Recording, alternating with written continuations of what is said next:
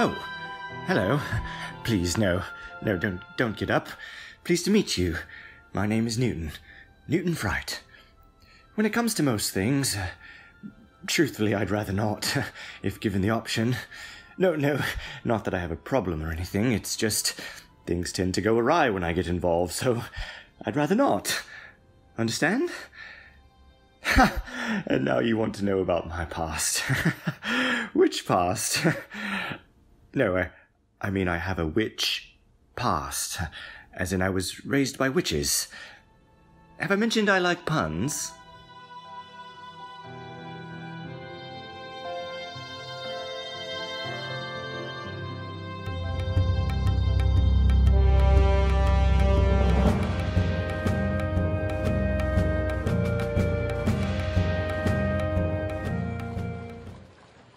Yeah, I see you staring, and I know what you're thinking.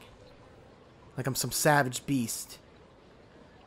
I guess there's some truth to that. I mean, I grew up like most nodes do, in a marauding pack raiding the weak to survive. And I was a handful. I mean, I caused so much trouble, the pack gave me the name Havok. And that was going to be my life. Until I found a new path with the Guardian Light.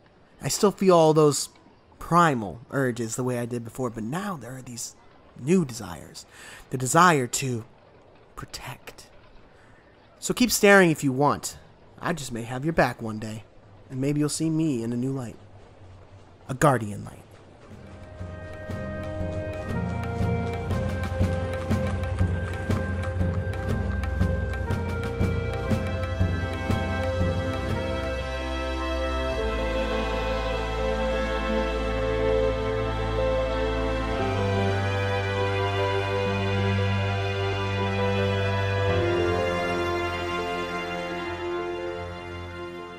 Oh, golly, I'm so sorry. I didn't mean to bump into you. Oh, no, please don't be afraid. I know I look scary and green and have tusks, but really I have a banjo. Want to hear me play? No? Well, you look like a trustworthy person, right? I can trust you? I'm afraid of everything. Figure that. A half-orc the size of an orangutan, terrified of literally everything. Irony is not lost on me. Anyway, have a beautiful day. Know of any flower fields I can take a nap in?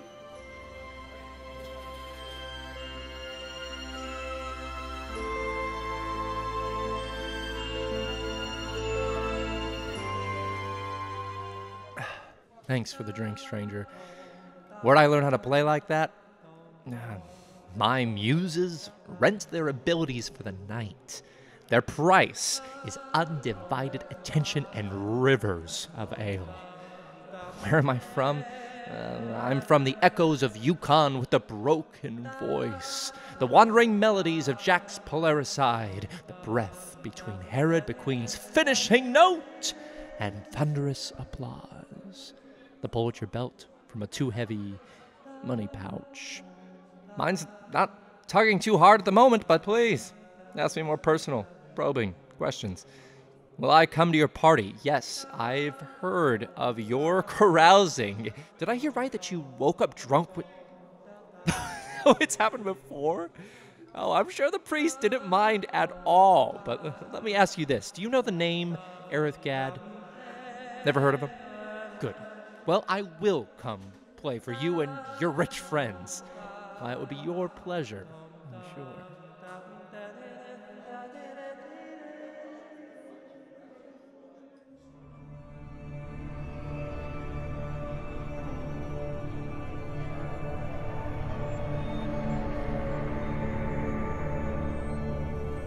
Oh, hello.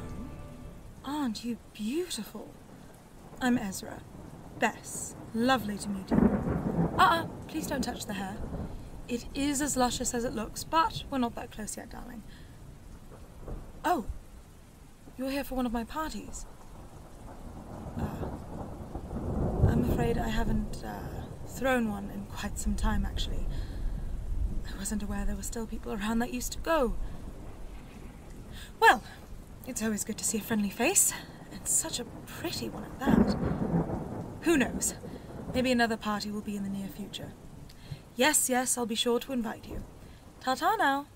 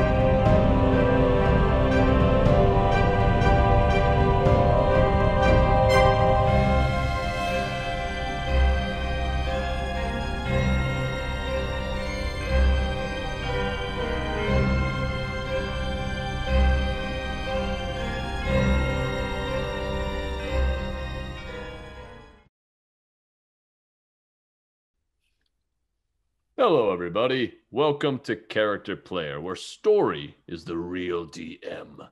We're artists by day and nerds by night, and tonight we're diving right back into good old Ravenloft. I don't know why I put that accent on there, but that's where exactly we're going. like that. It's, classic Ravenloft. But before we do that, we have some announcements from our own Ricardo Blayde Diaz. Take it away, Ricardo. Yes. So announcements-wise, guys, as always, we want to attribute the sound effects and the music that we use here at Character Player. Big thank you and shout out to Syrinscape, SwordCoastSoundscapes, and of course, our very own David Kaiser music. So anything that you guys hear tonight is from one of those three things. Please go and check them out. They have awesome ambient noises, awesome music, and everything. So please go and find them wherever you can because they have amazing, amazing sounds and music. Also, this week we have some cool stuff coming up. We have our very own Liz Cecil over here going to be joining us for Inside Check Live tomorrow, so keep an eye out for a post in time for that. And this weekend we also have another installment of 1 hour one shot this Saturday. That's right, 1 hour, one shot, as our man Justin Powell says. And there may be a special guest, so you guys are going to have to tune in to find out who that special guest might be. Okay, Ricky, really quick, do the 1 second one shot promo. Go. What's it? That's right. And without further ado, let's go ahead and roll that trailer. Here we go. This is the land where light is crushed. A land where heroes fall. When the mists come for you, will you stray from your path? Will you kindle the embers of hope, or be lost to the darkness? As you stare into the void stares back and reaches out to clutch you. Your nightmares come to life and stalk your every step. Morality is as gray as the mists that always seem to surround you. Will your better sides prevail? Will you seek to aid the people of Barovia? Or will you succumb to the shadow that rules this land? After all, no one leaves Ravenloft entirely intact.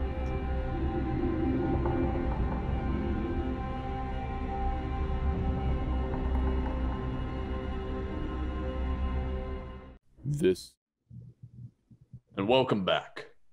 So, last we left off, our intrepid adventurers finished off their evening drinking in the Blue Water Inn. Havok and Romy drank with two curious fellows named Nikolai and Karl Wachter, while Newton, Aerith, and Stiki played some songs, attempted to sing some songs, and read a book. The next morning, they were surprised to see that Ezra had returned with an odd tale about what had occurred the day prior. Ezra apparently had visited Castle Ravenloft, but doesn't quite remember all that occurred, and left with a gift from a young man named Escher. After a brief run-in with the guards... Sorry, guys. The adventurers began trying to formulate a plan as to what they should do next. A brief discussion with Ireena led to the group splitting up to focus on some separate goals. Newton, Romy, and Havok began searching for a man named Bluto that is wanted by the town guards. Meanwhile, Aerith, Ezra, and Stiki spoke with Father Lucian, who promised to research some different questions they had before the trio headed off to the bookstore Donvich and Sons. So, we are going to pick up with Romy, Havok, and Newton, who had been told by Danica that Bluto's residence was east, past the Erisek stockyard. It's a cloudy day. There are a good amount of people out and about. A light rain is beginning to fall as you see the stockyard on your right-hand side after walking for about 10 minutes from the Blue Water Inn. To the left of the stockyard, maybe about another 50 feet ahead, you see a small shack with 2 guards standing outside of it. The door is open, and you see some townsfolk lingering nearby, looking in. But suddenly, exiting out of the doorway, you see a large, muscular, bald human-looking man with a scar around his eyes in multiple places. So multiple scars, rather. He wears a black cloak that is covering his left arm entirely, and he carries a large battle axe behind his back. He nods to the guards, who quickly make their way away from the house, back towards the eastern gates, which is where you initially entered Vallaki. What are you all doing? How close are other people? And could I have a small moment with my 2 compatriots without, like, praying ears? Yeah, I mean, it doesn't look like anyone is paying you any extra mind at the moment. As I said before, there are a good amount of people out and about, but a lot of them look like they are busy setting up for the Festival of the Blazing Sun. Okay, so Romeo, like, pull both of them into, like, a little huddle and be like, so, no more talking about what I am or what I can do. No more. No more bird, no more nothing. None. I just want to make sure I remember correctly. I'm still Kyle, right? Yep. You are still Kyle. Okay. Oh, no. In a way, Newton, you've always Here been we Kyle. go! Newton was the disguise. Kyle's been inside you the whole time. Can we speak to Kyle Amazing. now? I'm getting Kyle. I feel like, you know, you are what you are. We won't mention it. I don't, you know? I appreciate that. Being so open about it could literally get me killed, so please don't. Why is he getting next? That's what I want to know. Well, you could go up and ask him, but he might use it on you. He looks like a very mean person, so, I just feel like, what's the little old book doing when you got next, you know? Kyle, you know you could just, like, buy a big axe if you wanted to, right? Not here. I'm sure there's a place to buy an axe around here somewhere. Do you want to hold my axe? Kind of. She'll hand him her axe. Okay. You take it. It's pretty hefty. Feels good. It falls to the ground immediately. It splashes in the mud a little bit. Newton's strength is like 5. It's like negative. Oh God. When strength is your dump stat, hell yeah. You're still able to hold it. You're still able to hold it with that, but your arms would definitely be shaking a little bit after like 30 seconds. Do you feel powerful? So this is what it feels like to have dominance. Yeah. You are getting some stares from people now who are just kind of glancing over. Oh, okay. Well, you know what? Maybe that was a judgment call that was bad on my part. I'm just okay. We'll practice. It'll be fine. Well, I say, let's go make some money. Wait, what? No. Wait. Let's go find this man. Well, Kyle, make money finding the man. Kyle, focus here. Kyle, look at me. Look at me, Kyle. As you guys are talking, you notice, Romy, you notice the house next to the little shack where the guard came out of, or whoever that was. You see an older woman who kind of makes her way out towards, not going too close to the shack, but just kind of looking in and looking after the guards. She looks around for a moment and then turns back to her very meager garden in front of her house and begins tending to it.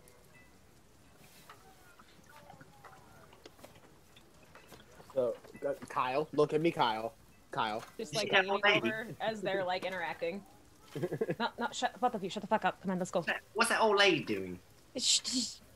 Let's go ask her, but nicely. Nicely. And she'll like look at like eye contact for like where Newton's eyes are, not where Kyle's eyes are. Nice. That's true. Oi! Oi, miss! Okay. You see Actually, her turn around. She's got curly white hair that's pulled back. She actually looks kind of familiar now that you guys are seeing her. why for? This is the woman who spoke with Aerith. The woman that Oh, good. That's right. thought he was attractive. Exactly. Oh. She turns and looks in your direction. It's your chance, Kyle. Hello! Hello! Hello, everyone. I've seen some of you before. Where's your handsome friend? He's not around right now. I think he's probably looking for some sort of book, or I don't know. I think I've got what he's looking for. I will let him know that. A But home-cooked meal. I will let him know that. We're actually looking for the gentleman who, well, lived in that house. Lives in that house? Bluto? Yeah, Yes. you seem like you like bad boys. Oh, is the handsome one? Is he a bad boy? He Yes, is. absolutely. Oh, interesting. It's been many years, but Since you've given someone a home cooked meal? since I've had a bad boy fawn over me. Okay. Well, you give us a hand, and maybe we'll get you a hand. We can. I don't know what you mean. Perhaps we can invite you to have a drink with all of us as a group. Do you bake? And he might be there. I do bake, actually. I was just getting done baking some muffins. Ding, ding, ding, ding. Newton is on high alert. What you want to know about Bluto, that little pissant? Where does he go, usually? I don't even know why it's taking them so long. He always heads up to the lake to fish. I saw him just the other day. I told them, I said he told me that he was going to go up to the lake because he had some business to take care of. And they just don't listen to me. They think I'm batty or something. Can you imagine? Absolutely not. Just, you're the picture of prime intelligence. You should be noble and leading. She's like... Make a deception or persuasion check. Oh, boy. Whichever one you're doing. With 0 charisma. It does not matter, probably. Which one am I better at? Better than me. -1 charisma over here. Oh, hey, look at you. Oh, good. It's +0 to either of them, so, like, how bad is this gonna go? Oh, hey, that's a 5. She rolled lower. So she said, oh! Yeah, yes, I've been known to, I have a very, people say I have a quick mind. Clearly. But thank you so much for your time. Of course, and so when will I be coming for the drink? Well, one last thing. I need you to go over to the orphanage and let them know you make muffins. Why? It could be a good business venture for you. It might, Make a persuasion check, Newton. That's actually very fair. It is a good business venture for her. Hence the persuasion check. Legit. Right. Unlike me, he's not lying. I made a 24. Oh. She's like, oh, that is a good idea. I can charge the orphans money for my muffins. It's perfect. They have a sizable trust fund that will... I just trust me. I was raised there, and I know. Ah. So just go in asking for a lot of gold. Just, no. Now, be reasonable. Go in there, and I would say a reasonable price muffin will get you far. I don't like think... what? You What would you say is a reasonable price? Let's haggle. I'd have to talk to my business partner. You seem very, very wise. If you'd like, you can come back and help me with this little business venture, because I don't know much other than making the muffins. Well, that feels like a side quest I could be into. Huh? Kyle's like 7, isn't he? He's a teenager. What is happening? Oh no! We have murdered the man. Havok is standing there just like blank face, like what? Well, I'm gonna go finish off my muffins, and yes, you come back anytime, and then take me to see your handsome friend. Absolutely, we'll definitely do that thing. And then she's just gonna like take both of them by the hands and like walk away very quickly. And Kyle yells out as they're walking away, "Don't worry, I'm 16." Okay, you shout that out, getting some heads turned in your direction as you do so. Just gonna keep heading. Okay, so do I know which lake she was referring to? Yeah, you guys heard last time. I don't remember. I think you just spoke with a town member who went by, but he told you that Lake Zaharovich is up to the north outside of the gates. Oh, good. Okay. So shall we head towards the lake? Sure. I think that'd be good. So Wait, I just remember we have a dinner engagement we cannot be late for. Let's just keep that in mind as we are, just keep it in mind. That's all I'm saying. Don't worry, we'll get you to your girlfriend. Kyle, I will destroy you and the person inside of you. Let's just keep walking out in the open in Vallaki. You continue walking to Lake Zaharovich, trying to walk normally, but coming off a bit more robotic than you intended. We're going to hop over to our other 3 adventurers, to Aerith, Stiki, and Ezra, who at the end of the last episode were heading over towards Donvich and Sons, which Father Lucian pointed you to. So can I just have a quick reminder of why we were doing that? You had spent the last couple minutes of the session speaking with Father Lucian about the reading that you all had received and seeing if you could get any more information from him, and he recommended the bookstore as well as the Burgomaster's library or Fiona Voctor's library as potential areas of information. Right. Thank you. I remember now. Mm-hmm. Yeah. Hopefully we can find some information at this bookshop that will help us make a decision of what we're going to be doing next. Agreed. Okay. DM, I can't seem to find it in my notes. What was the mountain that Father Lucian had confirmed? Gacchus. Yes, I believe it was Gacchus. Like khakis, but with a G. Yes, it was Gacchus, the one to the south. And then from that conversation as well that Mount Baratok is the mountain to the north. Okay. All right. Thank you. Mm-hmm. All right. So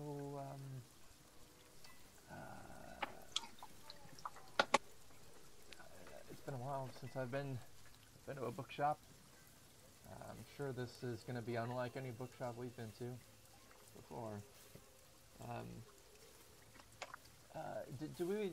I'm pretty sure the father told us which direction to go. He did. He guided you. He said it was towards the town square, but it would be a little bit before you got there. All right. I'm gonna step out into the street and I still have sort of my hood up against the cold, but also trying to just not be seen. And look to my companions and shall we? After you, brother. All right, brother. Right behind you. Okay. And head off towards the bookstore. Okay, you guys start walking. After a short amount of time, you do see the path begin to split, going east to the gate that you guys had gone to, as well as the road north where you had gone to see Vasily von Holtz, and then splitting down towards the town square to the right. So you start taking that path down, And after like 2 buildings in, you see on your left-hand side a slightly larger building than the ones around it, and a sign that says Donvich and Sons on top. Looking down the road, you can see a little bit of the town square. It looks like there's a stage of some kind, but it's tough to make out from where you guys are at. You'd have to get closer to really see it. Ah, well, look at that. Bookshop and maybe a show to catch later, huh? Possibly. You should be a performer. You're good at it. Thanks. Well, maybe we can do a sort of a duo. You and Oh no. that banjo. I sing really well when I'm drunk. Hey, you know, we can get drunk. I was doing a lot better after I had a few drinks last night, so anyway. That's fair. It's See fair. how you feel. All right, so let's duck inside. Donovich and Sons. You guys open the door. You hear a little bell ring as you walk inside. You see it's a pretty quaint little bookstore. You see 4 separate columns with books that kind of separate it into aisles. But you don't see too many books all over here. It's kind of sparse. There's also bookshelves lining the walls, again, with not too many book options, but a couple. And you see at the far end a man on one of those library ladders, kind of up on the second floor, grabbing at a book, or second level rather, grabbing at a book. He climbs his way down as he gets it and turns to all of you. You see he is a balding man, but he has these large tufts of gray hair out to the side. One really big right eye, and then a very small, looks like it was maybe injured at some point in his life on his left eye. He kind of keeps it closed. He turns around and says, "Oh, hello, welcome to Yonvich and Sons." Sorry, the DM got it wrong. Yonvich and Sons. Lots of bitches around here. Greetings, happy festival to you. Are you Yanovich? I am Yonvich. My name is Darian. Oh, wonderful. Well, we had heard from Father Lucian that this was a great bookshop and wanted to come by. There aren't a terrible amount of books here, though, are there? No, only what I can get my hands on. It's tough to get them all, but I do what I can. Just me and my sons, you know. We try to get as many as we can. Why is it so difficult to get books? There's just not that many of them. Oh. Why? I never thought about that. So, was the shop originally something else? I mean, you seem to have a lot of bookshelves here. I think that was more about the planning stage. You'll have to ask my father, which you can't do because he's dead. But, you know, let me ask my son. He might have some more information on this. Doc, and you watch as he kind of walks behind the counter, puts the book down, reaches down for a moment, picks out a hat, puts it on his head, says, "Hello, name's Doc." Hey, Doc. I'm Darian's son. Wonderful. Wonderful to meet you. Nice to meet you, too. Darian said that you were the son to talk to about. Oh my gosh. About this bookstore, about the history of this place and the planning. Did you? Never mind. You know what? We're here looking for some information. We are looking for some information on the Gakis Mountain to the south. Mount Gakis, huh? Yeah. I think we might have something here. But you know, I've not been stocking these bookshelves for a while. Let me see if my brother can help you. Yeah. And he takes his hat off. You watch, he pulls a different hat out. Says, "Hey, my name's David." Hello. Hi, David. Nice to meet Hello. David? My brother says you need help. Does he? Be careful with him, though. He's crazy. We won't tell him. Not a family trait, I hope. Not at all. So, you need help finding a book, huh? Yes, Mount Gakis. Mount Gacchus. Now, I don't know if we have anything specifically about Mount Gacchus, but I'll tell you what. Let's do a look together. All right. And also a map, maybe, if you have one. Of course. So go ahead and make an investigation check at advantage because David is helping you. Oh, Just David. Eric. I love him. Yeah, for now, just Aerith. No. Do you want to make the check, brother? Whoever would like to, yeah. Is that a hit investigation? Mm-hmm. Oh, not too bad. Okay. Thank God for advantage. That's even worse. Okay. So that is a 10. Okay. Looking around, you see a handful of different books that he hands to you. At one point, he grabs something called A Monster's Guide to Secret Lairs and hands it over to you. He grabs another book that he kind of, as he turns around to you, Aerith, he eyes your two compatriots and then whispers, "This one is called the Lusty Lizard Folk Maid." And Do we hear that? You can make a perception check. I want to as well. Yeah. 11.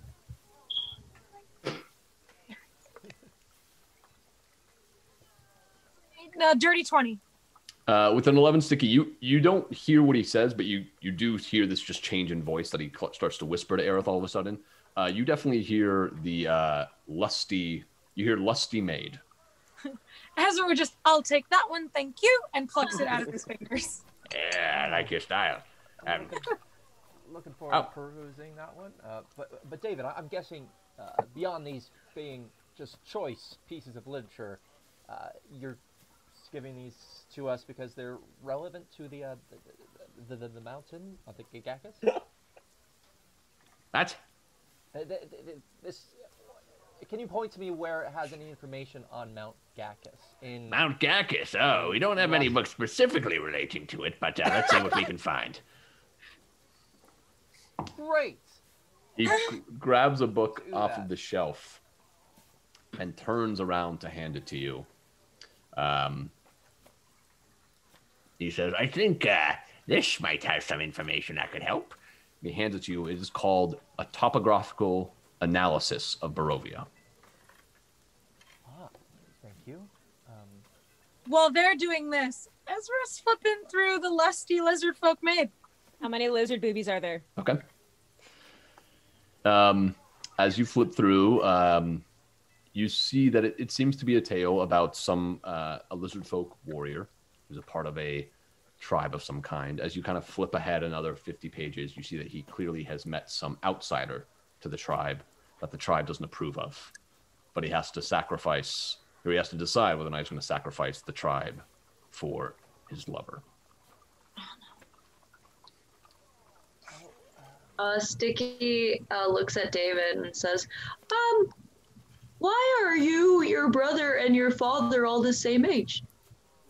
Eh? Why not? Who told you that? That's crazy. Well, when your dad came out, he was old, and then your brother came out, he was old, and then you came out, and you're... I don't understand what you're asking. You know, Stiki, sometimes it's good not to really analyze the magic behind a magic trick. Lineages. Oh, okay. It ruins the magic. But David, speaking of magic, this is an amazing book. Am I looking at sort of what might be a map of, or a series? Yeah, you do see that in there is a hand-drawn map, which I will send you guys at a certain point, not right now. But you do see a hand-drawn map of not only the region, but also Vallaki itself. And you see flipping through it, it does seem to be some kind of analysis of the different areas. Whoever wrote this, it looks like they traveled all around Barovia and took notes. Yeah, that's what you see so far. You'd have to do a more thorough reading to really get any information out of it. Okay. All right. Wonderful. I can't wait to look at this one here, David. Thank you. Yeah. Do you have anything on the? Or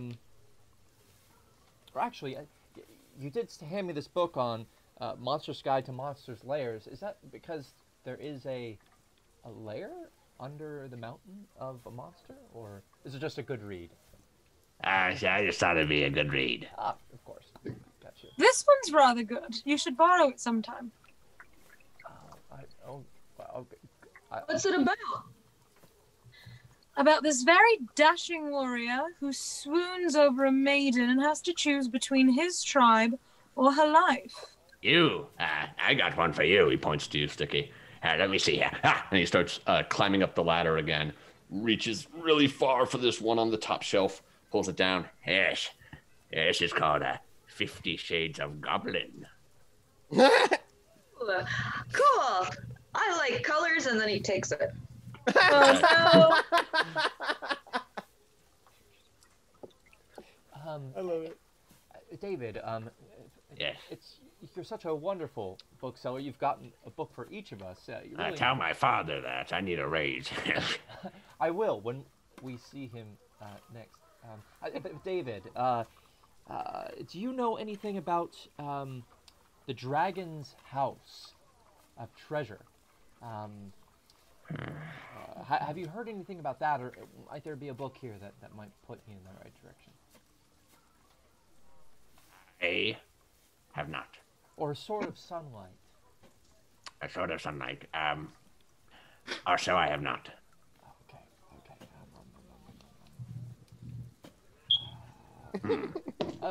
House of a Dragon. Brother, and Stiki, was there anything else that you wanted to see to add to this treasure trove of books? He said, "I'm good." Did we get all the information that we need? Well, I don't know. Can Ezra just kind of like peruse the shelves really quickly to see if there seems like there might be anything remotely related to the stuff that Madam Ava said to him? Sure. Go ahead and make an investigation check.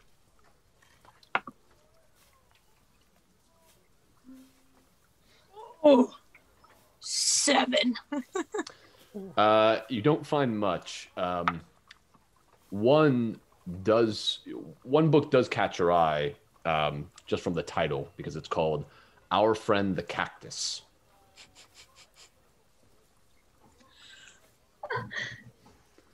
He'd kind of put his finger on it and looked at him and be like, "Do you have cacti in Barovia?" What? Cacti? Cactuses? Cactuses. No, it's too rainy.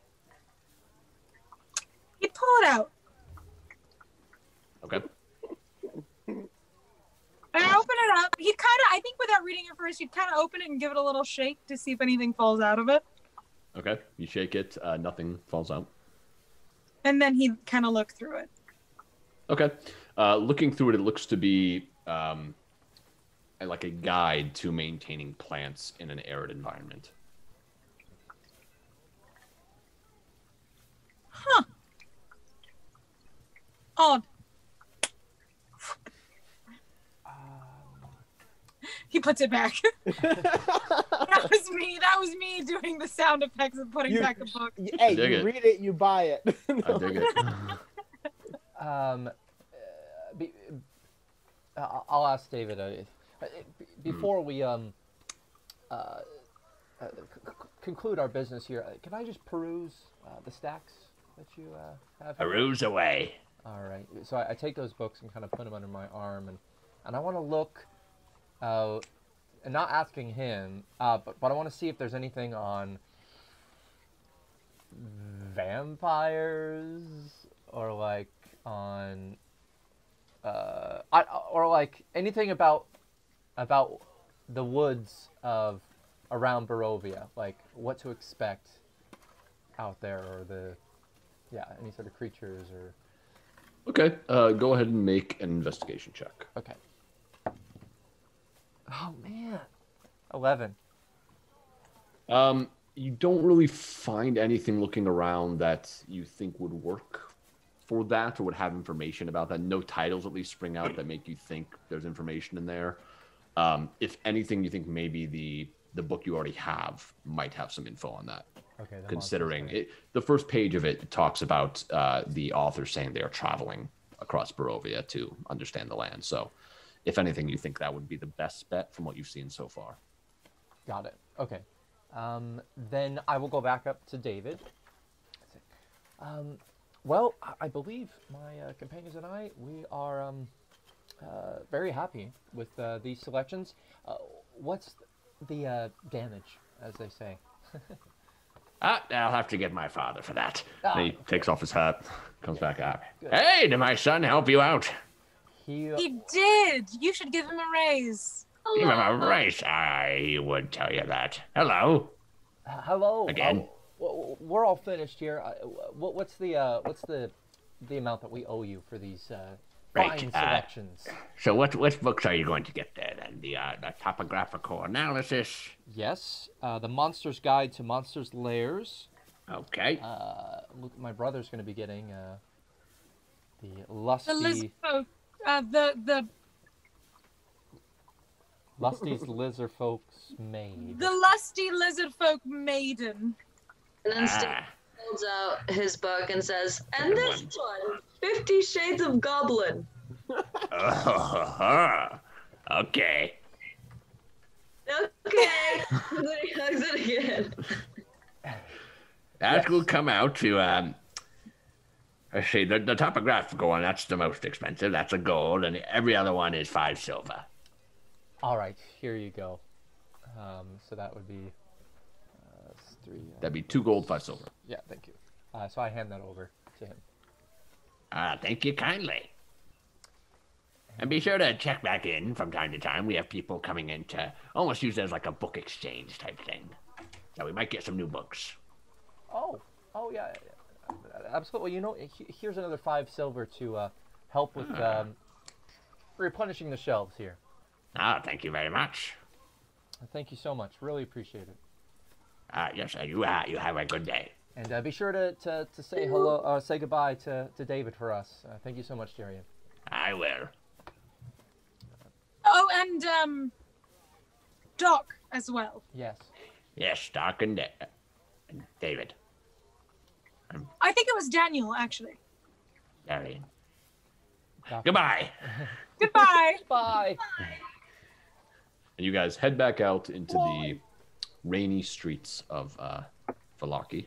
And with that, we'll jump back over to our other trio. So you guys are heading up towards Lake Zarovich. You, at this point, have walked through a lot of the upper district, the kind of nicer homes in Vallaki, some of the manors in Vallaki, and you are approaching the gates now, where you see a couple of guards standing atop and then 2 guards down below. So, like, we're just gonna bring him back, or are we gonna kill him? What are we gonna do? Bring him back. I think. Wait, I'm confused. Are these like? Wait, these are like Barovian guards? No, you see guards of Vallaki. It doesn't look like they're necessarily on edge or looking for anything. They're just guards at the gate. So they're Vallaki guards. So I'm confused. Just to like the layout, the layout of this whole thing. So the lake is on the other side of the gate. The lake is outside of Vallaki proper, yeah. Gotcha. All right. Okay, I'm not confused anymore. Okay, that's good. I'll wait till we pass. I just thought of something. Yeah. I don't think Havok would have thought of this, but Ricky thought of it. I'm gonna see how this turns out. Well, we're gonna just if they're just like, are they just watching the thoroughfare to and fro? Yeah, they don't look like they're on edge or anything. Okay. You see one townsperson walk by and just have a brief little chat with one of them. Keep going. Yeah. Then we'll just walk like normal people do through the gate, and not suspicious people, because we're not suspicious people. Okay, you guys saunter up. As you approach the gate, one of the guards turns to you and just says, Hello. Squad over here. Hello. So you're leaving Vallaki. What business do you have outside of Vallaki? I'm a bard, and I want to go sing to them by the lake. Make a persuasion check. Just a quick outing. 9. It's never been. Okay. She turns to you two, just kind of whispers, between you and me, it doesn't really sound like he's a very good singer. Well, have fun. Open the gates. And you hear from inside the guardhouse the turning of some kind of wheel, and the gates begin to open up, and you see the path heading up in front of you. You see the woods on either side, as well as some woods a little bit ahead, but that is the path towards the lake. And I'm going to turn the guard real quick. About how far a walk to this lake? I've never been. Oh, not very far. Let me consult my timetable from the last time someone went out there. Yes, it's only about just about half a mile. Not too far. Oh, okay, really close. Cool. Yes. Cool. That'll be to the base. Now, the lake itself is pretty big, pretty wide around, but just to get to the base of the lake, it's about a half mile. So you're saying if I sing loud enough, you might hear me? Oh, but an intimate performance is the one that I'm sure your friends require. And we're so very excited. Thank you so much. Yes, honey, let's go. And I grab Romy's hand. We'll walk into the lake. Make a performance check, Newton. Performance. Just incapacitate the guards with song. We don't have to worry about getting back in. 19. Okay. Newton starts singing, but he is on point, and you don't notice this, but looking back, you do see the guards kind of like, oh. I showed her. You did do that. Let's continue. So you guys continue walking. After a little while, you do see the edge of these trees, and between them, to the north of you, you see a body of water out in front of you that you know is Lake Zarovich. You see that the path does head to the right or the left, almost as though it goes around the lake. Which way would you like to go? Havok's going to take a moment and kind of kneel down to the ground and look for any fresh footprints, seeing if anybody's come this way recently. Okay. And that will kind of give me more of an idea which way I want to go. Do a survival check. Hey, Newton. Could I ask a favor of you? My name's Kyle right now. No one is right. You are performing for no one. It's a method, all right? You need... Okay, so I'm sorry, go ahead. No, 18. Okay. But you guys are good. Okay, so right now I am speaking to Kyle. Okay. Yes, I'm all ears. Do you think with your set of skills that maybe you could impersonate our friend Aerith, so that way that lady does not have to he does not have to be subjected to a very bad idea that I had and said with my words. Wait, which lady? The one who's super thirsty for Aerith. Oh, of course. I'm down. Yeah. I appreciate you because I don't want the bard to murder me for a bad idea that, well, we don't have to go back to her, but if she asks, please. As you finish that and say please, Havok, you see what looks to be some kind of footprints, maybe about a day's old, but looks like they're heading off to the left. And there isn't so much as a path here as it is just kind of open ground, but that's what you get the sense of. How familiar is this to Romy? Make a, let's call it a general intelligence check. Okay. And you decide if it's at disadvantage or not based on what you know about Lake Zarovich. Well, a disadvantage is not important because I did roll a natural 1. So this dice is going away for the rest of the session. Good night. Yikes! Romy, as you've been approaching the lake, you've been feeling cold, and it's not because of the rain. You feel your hands begin to shake a bit. When you first spoke up to Newton, your voice was a bit louder than you anticipated. You you're right. You either don't remember or you're choosing not to remember. Good. Okay. Let's be quick so that way you don't miss your dinner party. I found some footprints over here. Did the lady said that Bluto left yesterday, right? She said about a day ago. He said he was coming up here. And these are about that old, so maybe might be. I don't know, but I would say fantastic. Left here. Yeah. Please lead. Carry on, Popeye. Who? You guys continue walking along the edge of the lake here. The trees thin at different points. At other points, crop up a bit more. And you see that this lake is at the foot of the mountain, kind of nestled with the misty forest all around it. You see trees all around the lake, although the lake is large. Looking across, it looks at least to be a mile across, if not more. The water is perfectly still and dark, reflecting the black clouds overhead, although you do see the drops of rain picking into it. As you continue to walk for about 10 minutes or so, you see up ahead what looks to be a little shack of some kind. Probably just big enough for maybe a single bed.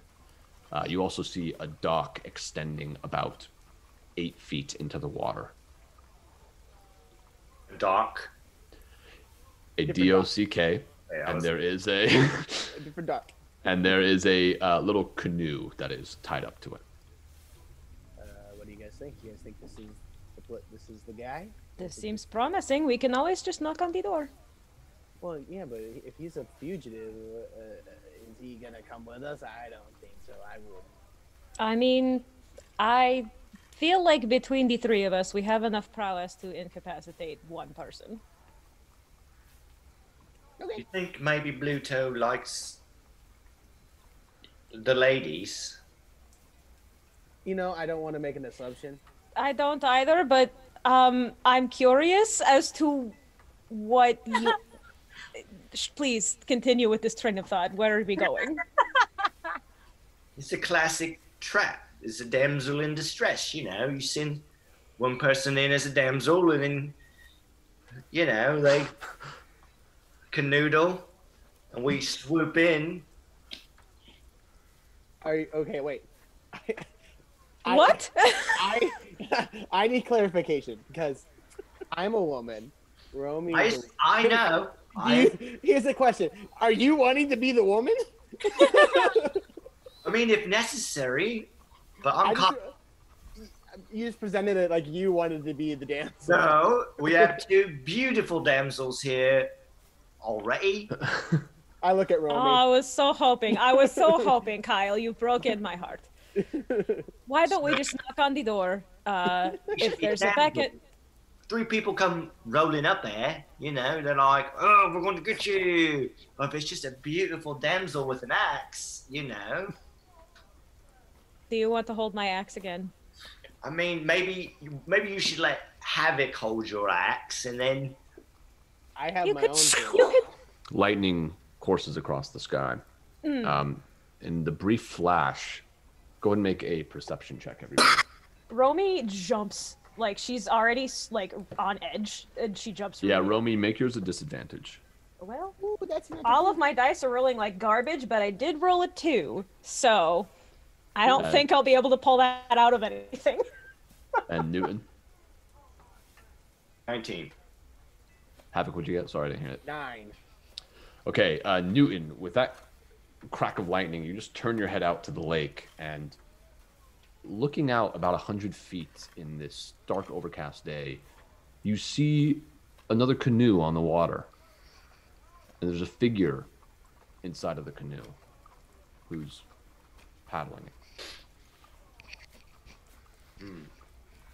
Oi. Look here. Look out there. With that, you guys see it as well. Looks like we should maybe go for a boat ride or a swim. I don't know if I want to swim. The figure turns around in the boat and looks back towards the dock.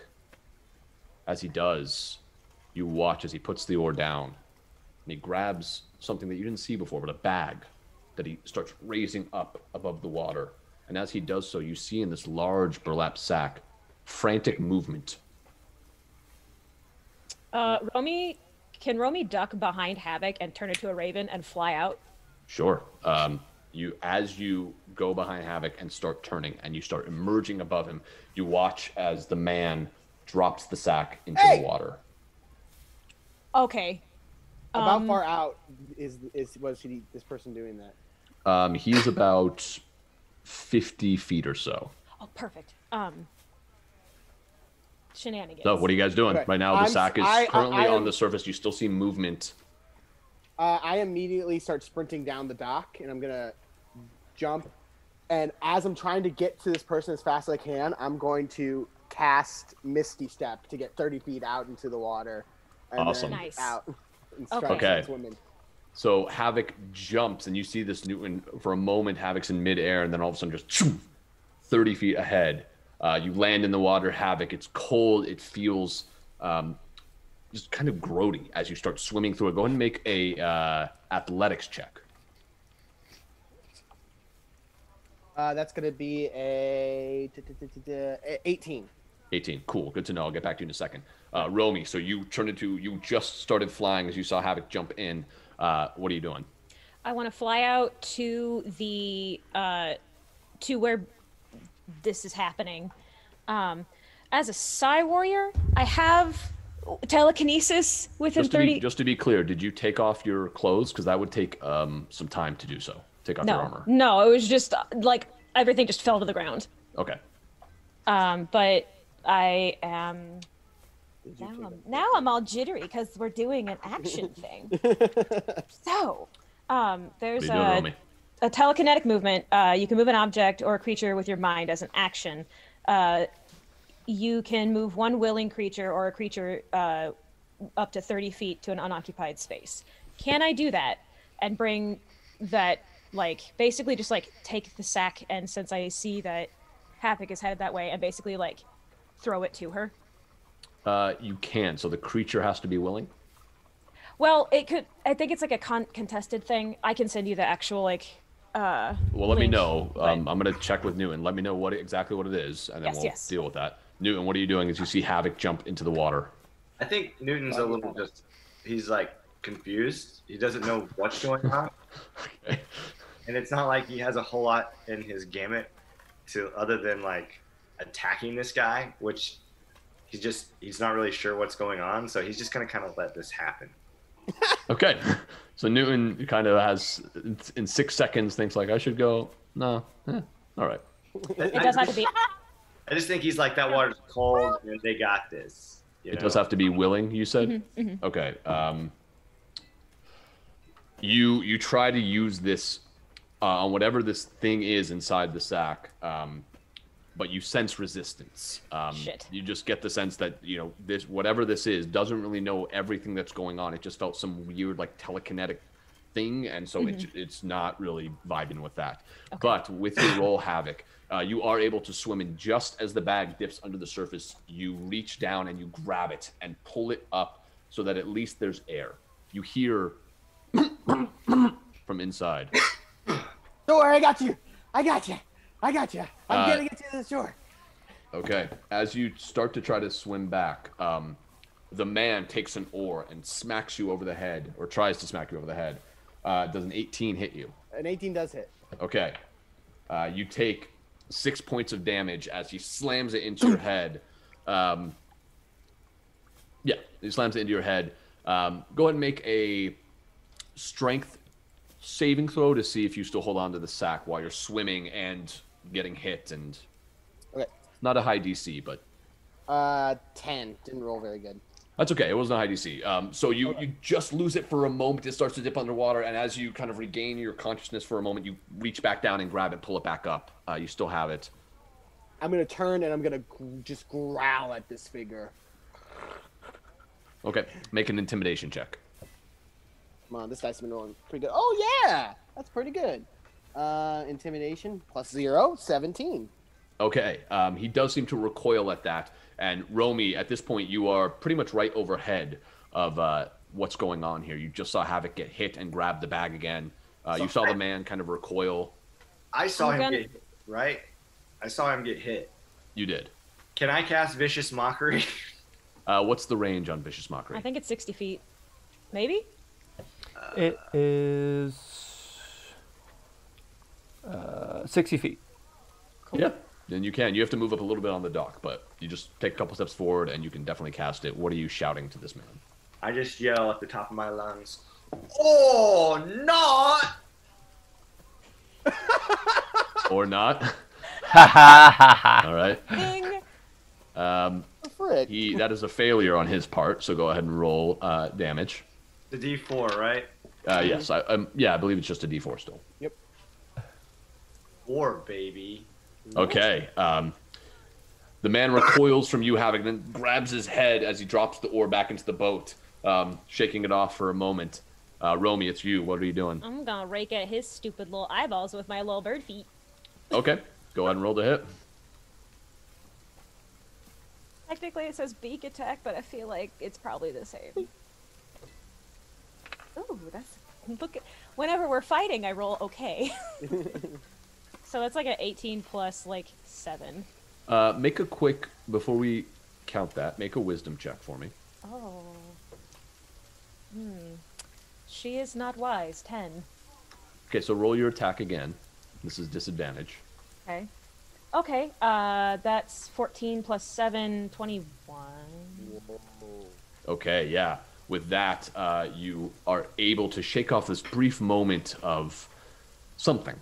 And you go down and start clawing at his eyes. And he throws his hand up. You definitely hit him. Go ahead and roll damage. Okay, I think it's just like a D4 plus strength, so it's actually buff Raven. Well, 6. I rolled a 1 on the D4. You definitely get a good claw in on the first one. With that, he puts his hands up and is able to defend himself to some degree. But he's already looking hurt from the damage done. Havok, you are in the sack with the water. What are you doing? You're in the water with the sack? I looked up and I growled at him. Yes. Did I see his face? You did. It looked very much like the wanted posters that you've seen. Oh, and what I'm gonna try and do is I'm gonna try and pull myself and the sack into the boat. Okay. So right now he is rocking a bit with the Raven that just came down and attacked him with Romy. So you try to pull yourself up. Go ahead and make we'll call it a dex check because you're trying to really make sure the boat doesn't flip. 17. Okay, and then roll a strength check to see how much you get up. 19. Okay. Yeah, with wow, that dice is rolling real well. You are able to grab it. It starts to tip for a moment as he kind of swings wildly to the right, and you literally just kick in the water to stop it from overturning, and then bring the sack up to make it fall back to the other side, and then pull yourself up. And so now you are in the boat with the man who has just clawed away the Raven. Romy flies like 5 feet above head. He looks up and then looks down at you. You need to stop right now. Okay, make another intimidation check at advantage. Okay. At advantage 15. Ooh. Okay. He looks at you, kind of looks up at the Raven, looks back at the figure of Newton on the dock. I'll land on Havok's shoulder just to be like, bitch. And he just says, I have to. And he lunges for the sack. Okay. Go ahead and roll a dex check to see if you can keep it away from him. Okay. Oh. Well, 13. And because of Vicious Mockery, he should have disadvantage on the next attack. That's true. Okay. Yeah, well, your 13 beat him anyway, but oh, wow. He dives for it, and you just kind of block him out instinctively with your hand. He tries to, like, reach over it, but you are clearly holding him back. What's going on here? What is your problem? Let me fucking do it, huh? Let me fucking do it. What is happening? Inside the sack, you hear... Is there a person in this sack? Can I peck open the sack? You are a Raven, so you may certainly try. I'm gonna. Okay. Are we? What check is that? We're not really in combat right now. just kind of open. So if you want to do something, Newton, feel free. Right now, you just see that Havok's in the boat. It's kind of turning lazily in the water. Yeah, that's what you see. Can I cast Vicious Mockery again? Sure, yeah. What do you say? Melt his brain. I just yell, "This is sacrilege!" Wow. Okay, he does succeed on that one. He's like, That was good. "Joke's on you, I don't know what that means." Romy, go ahead and make a, let's call it a dex check to see if you can pick the rope apart, because he has it tied up pretty well.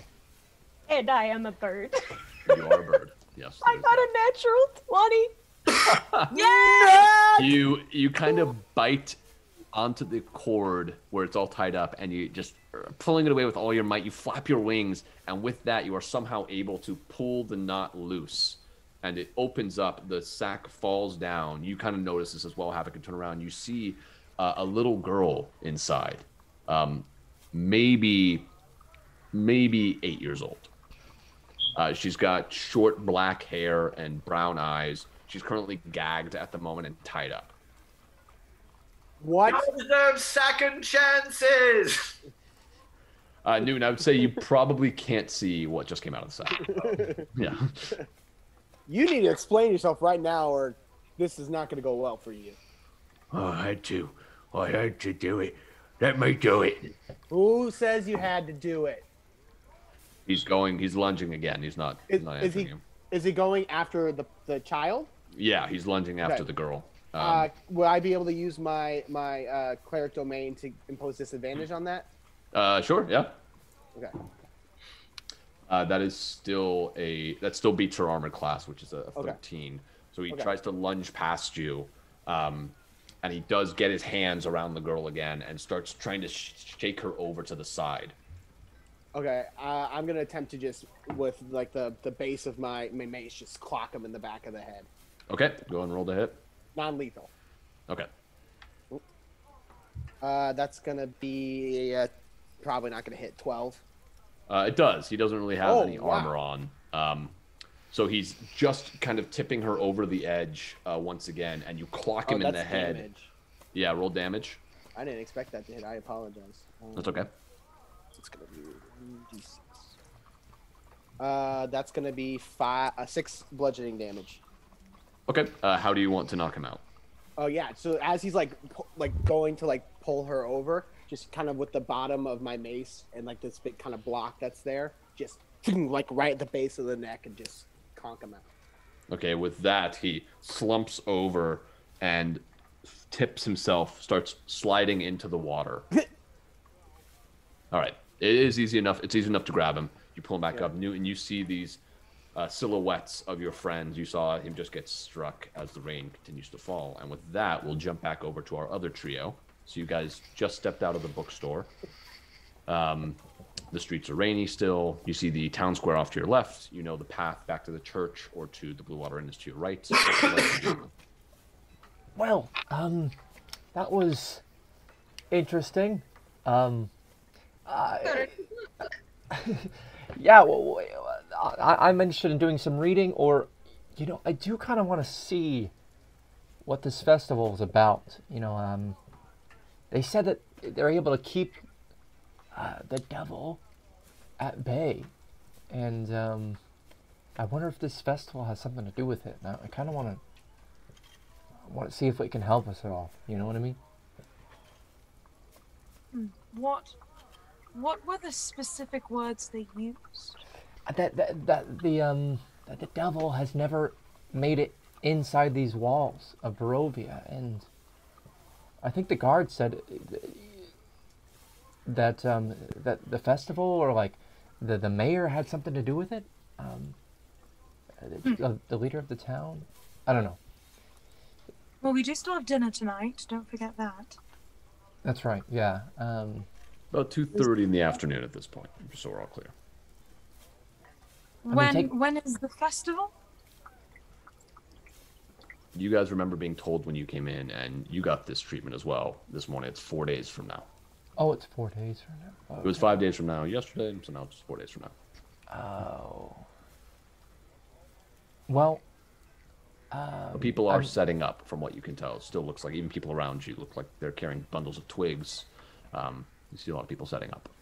Well, do we want to see what we can find out about this festival? Yeah, I mean, we could ask a few questions, but I think try not to also draw any notice to us. I guess is probably a better idea, but. Well, I don't think we'll be here really in 4 days, do you? Yeah, I just know that we're kind of hot ticket items with some of the guards here right now. But we had what's his face bribe them anyway. As long as you don't cause undue trouble, we should be fine. That's right. I guess we should probably do what we can without Kyle around, huh? Shade. God. Faintly, you hear singing way We're off. going to the lake. We're going to the lake. Just, I think we can be a little more careful about the questions that we. Whatever. Yeah. Let's go ahead. Let's go ahead and check out the festival, and but if it seems like it's strange, let's get out of there and do a little reading. Yeah. Okay. Agreed. All right. So you guys head to the town square? Yes. Okay. Just a short walk from where you are. You start making your way there, and you see that the shops and homes that enclose the town square are decorated with limp, tattered garlands and painted wooden boxes filled with tiny flowers. At the north end of the square, you see this little stage, on top of which you see a row of stocks, locked in which are several men, women, and children wearing crude plaster donkey heads. You also see on this stage a gallows that is hung in the center. In the center of the square, you see peasants in patchwork clothes using cups and vases to draw water from a crumbling stone fountain. Standing tall at the center of the fountain is a gray statue of an impressive man facing west. All around the square, you see townsfolk, some of whom are watched by guards, taking down posted proclamations. As you walk by one of them, you see that the proclamation says, "Come one, come all, to the greatest celebration of the year, the Wolf's Head Jamboree. Attendants and children required. Pikes will be provided. All will be well. The Baron." And you see that they're putting up new ones. And you watch as an older woman puts one up, and you see this one says, "Come one, come all, to the greatest celebration of the year, the Festival of the Blazing Sun. Attendants and children required. Rain or shine. All will be well. The Baron." Ezra would kind of lean into Aerith and very quietly say, "Are you getting sort of a bad vibe from these?" Oh yeah. Oh, lots of bad vibes. Glad I'm comfortable. Why is this required? Why didn't you go ask them, Stiki? I'm more. I'll ask them. I'll do a little asking. I'm more concerned about these stocks and the gallows and the donkeys and the. Okay. Yeah. So, great. So I'm gonna go over to. Is there anyone who's standing next to the gallows or like where the stocks are? No, it looks pretty specifically that most people are not standing near it, or if anything, keeping their attention away from it. All right. I'm gonna go over to where people are putting up the posters. Okay, you see a group that looks like they're not being watched quite as closely as by some of the guards. You head over to them. As I'm sort of walking over, does it seem like the guards and or the people putting stuff up, what's their attitude? Are they seeming to be like forced to be doing this? Are they excited about putting up, getting ready for the festival? What's sort of the energy here? Make an insight check. Okay. Oh man, not rolling well at all. That's going to be a 7. Looking at everyone has smiles on their faces. They seem pretty cheery with one another. Then I'm going to match that energy, and so I go over and, hello, I'm new here to to Barovia? There's a festival going on. Is that right? The Blazing Sun? Yes.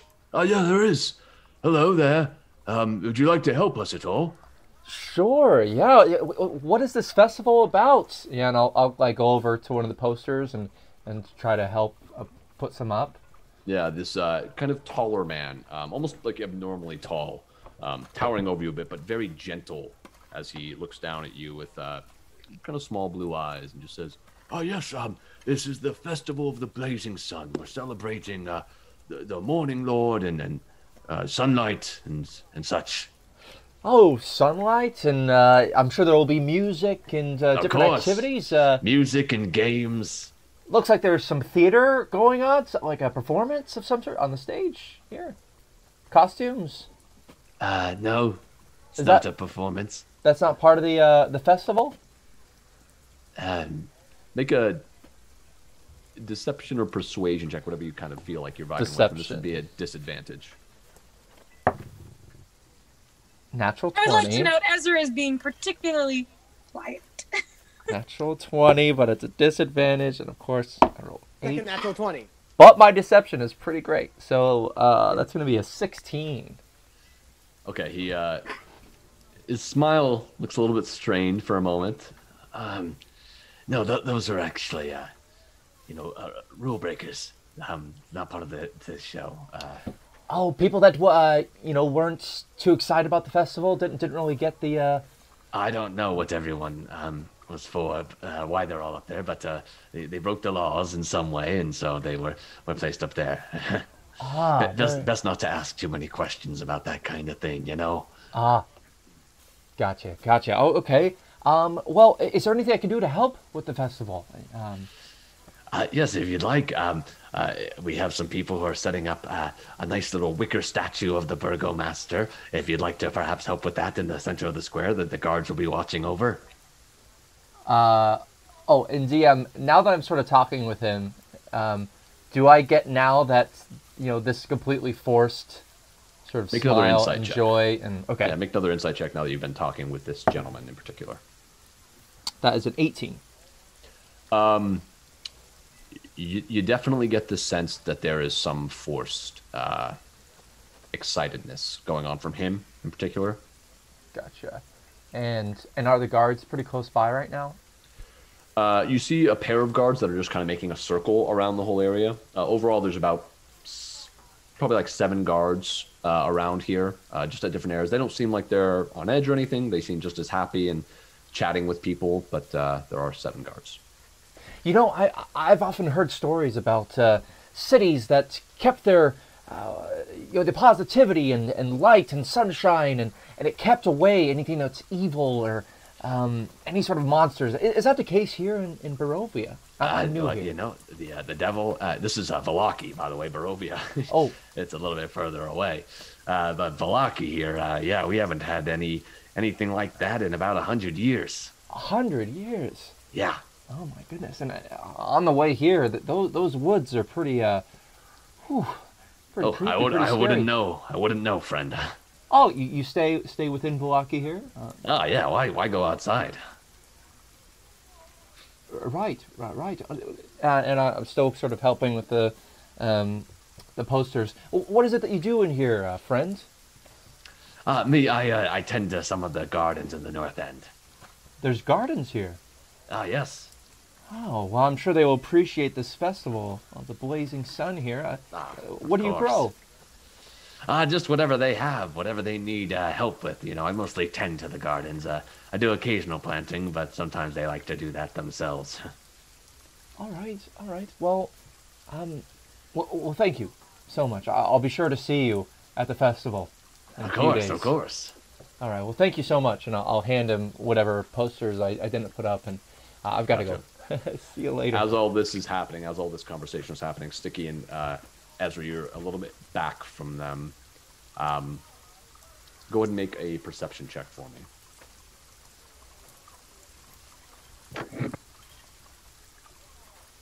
13.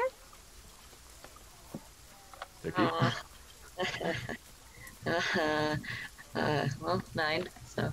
Okay. Stiki, you're just kind of taking everything in here. It seems just like a very odd... It's an odd sight. I mean, it's raining, it's dark and cloudy, but everyone is all smiles around here.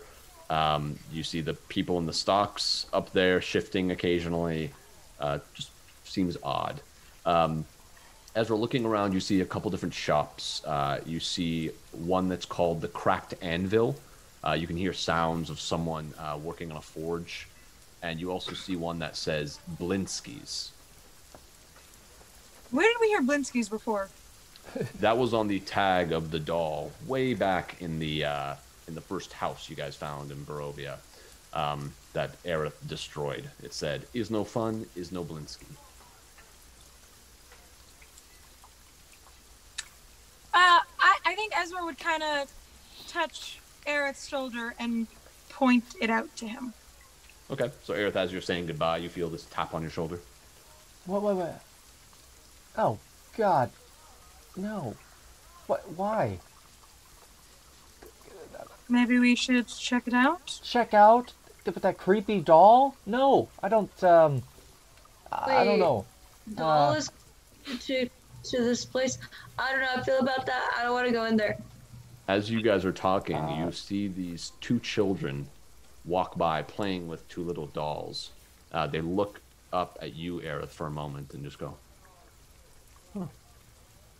Look down at their doll and then back up to you. I look at the doll. Make a perception check. I'd like to look at the doll. Oh no, is this why they've been looking at me? Okay, that's gonna be a 15. Mine was a 14. Mine's a 13. Wow. Look at you three almost in sync. Almost in sync. With that, you three all see that there are some definite... The doll kind of looks like... Maybe it's Aerith? It has some similar features. What? Did that doll...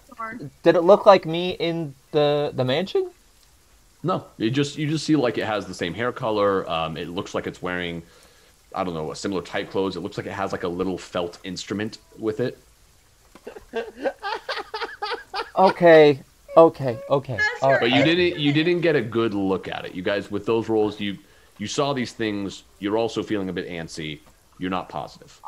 When these kids look and see me, are they like confused? Are they scared? Are they? Make an insight check. Okay. That's gonna be a 17. Yeah, it looks less scared, more like perplexed, and then, if anything, a little bit surprised or eager. How far away am I from the poster people? You didn't get too far. You're maybe about another 20 feet away. And these kids, how close are they? About 10 feet. Oh my god. Okay. I'm going to make my way over to the kids, and with a tiny flourish, not huge, I'm going to kind of do a little bow and then look up and say, "Why, hello there." And I'll like reach into my cloak and take out my mandolin or my lute. Okay. And make a charisma check first here at disadvantage.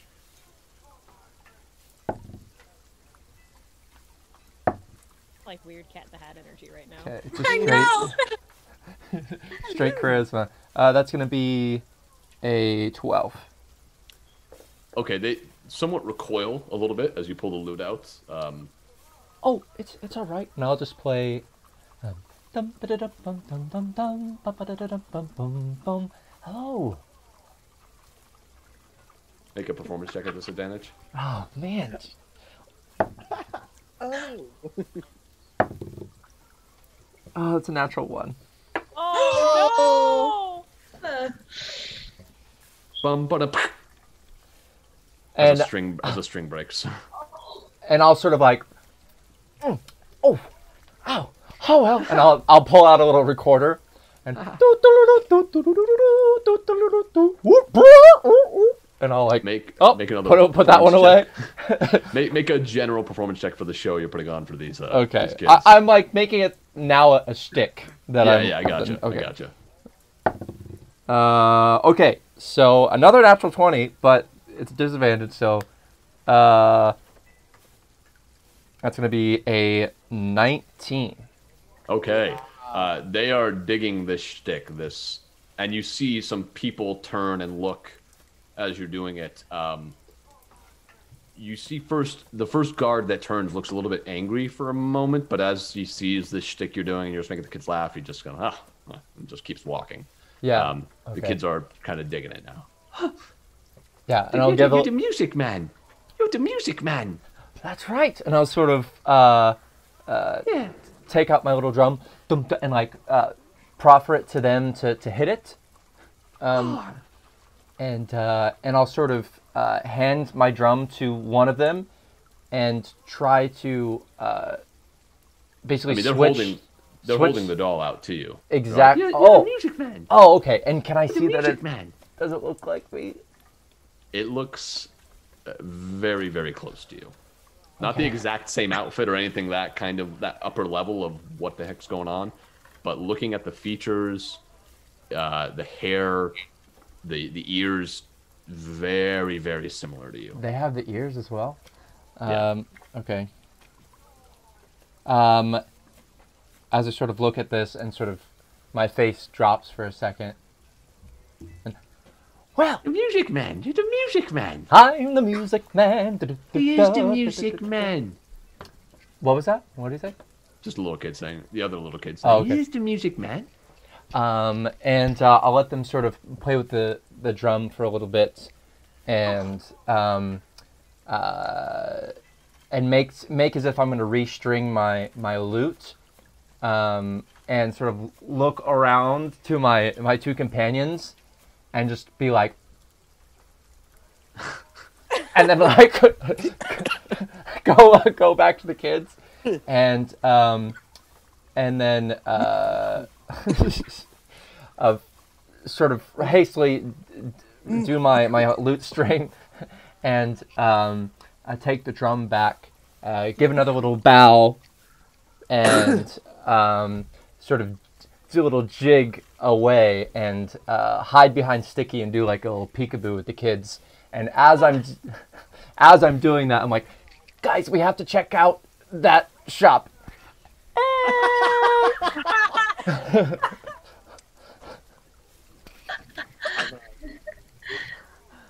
Okay. And they keep laughing at this, and after a moment, a older man walks up, looks to be like their father, puts a hand on one of their shoulders, looks over to you, and just kind of smiles, points over in your direction, and then starts walking off with the kids. All right. And I'll... Ezra would start walking toward Blinski's? Yeah, same serious. Let's go, let's go. Guys. You guys start making your way across the square over to Blinski's. And with that, we're going to cut back over to the other three.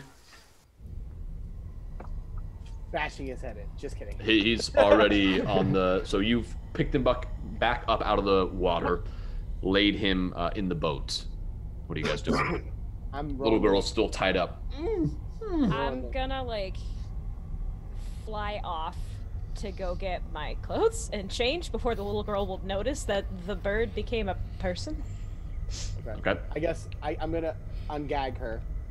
But I guess before I start rolling back. Okay, are you... Hello? Hi? Hello? Are you okay? Yes, I am okay. Thank you very much. Can you untie me, please? We're gonna get you back to the shore, and we're gonna get this all figured out. Why can't you untie me right now? You know, I just don't know what the situation is here. I've been fooled once before. I'm a little girl. Are you stupid? Yeah. Untie me this instant, please. Kyle's on the shore. And he's singing a song to cover for the situation. So he's musically narrating a completely normal lake scene. So go ahead. Let's hear it. Yeah, I want to hear it. Let's go. We just had the music, man. Let's go. Here we are on the lake. There's nothing going on out here. We just have a regular person that's not a bird. Make a performance check. 18. Man, these tones. Wow. Romy, you're like, the guy told him not to say anything, but boy, Can I he use sings the it well. telepathy to shove him into the lake? You can certainly try. I will do that. Just push him in. Well, didn't we determine he has to be willing? He has to be willing. So, Newton, you feel this telekinetic push. I could, but I got my ass out right now pulling on pants. Yep, Romy's pulling up clothes, begrudgingly thinking, man, that's actually pretty good. I hate this. Untie me this instant, please. All right. And I'll take out the dog killing knife. God. Cursed. Sorry, the dog killing dagger. Call the dog. And I'm going to cut the girl out. cut the vines. I won't kill the girl. Thank you very much. You saved me? I mean, I jumped in the water to get you. Why was this guy trying to, and as I'm doing this, I'm picking up the oar to start rowing back, trying to throw you into the water? Because he's a fucking piece of shit.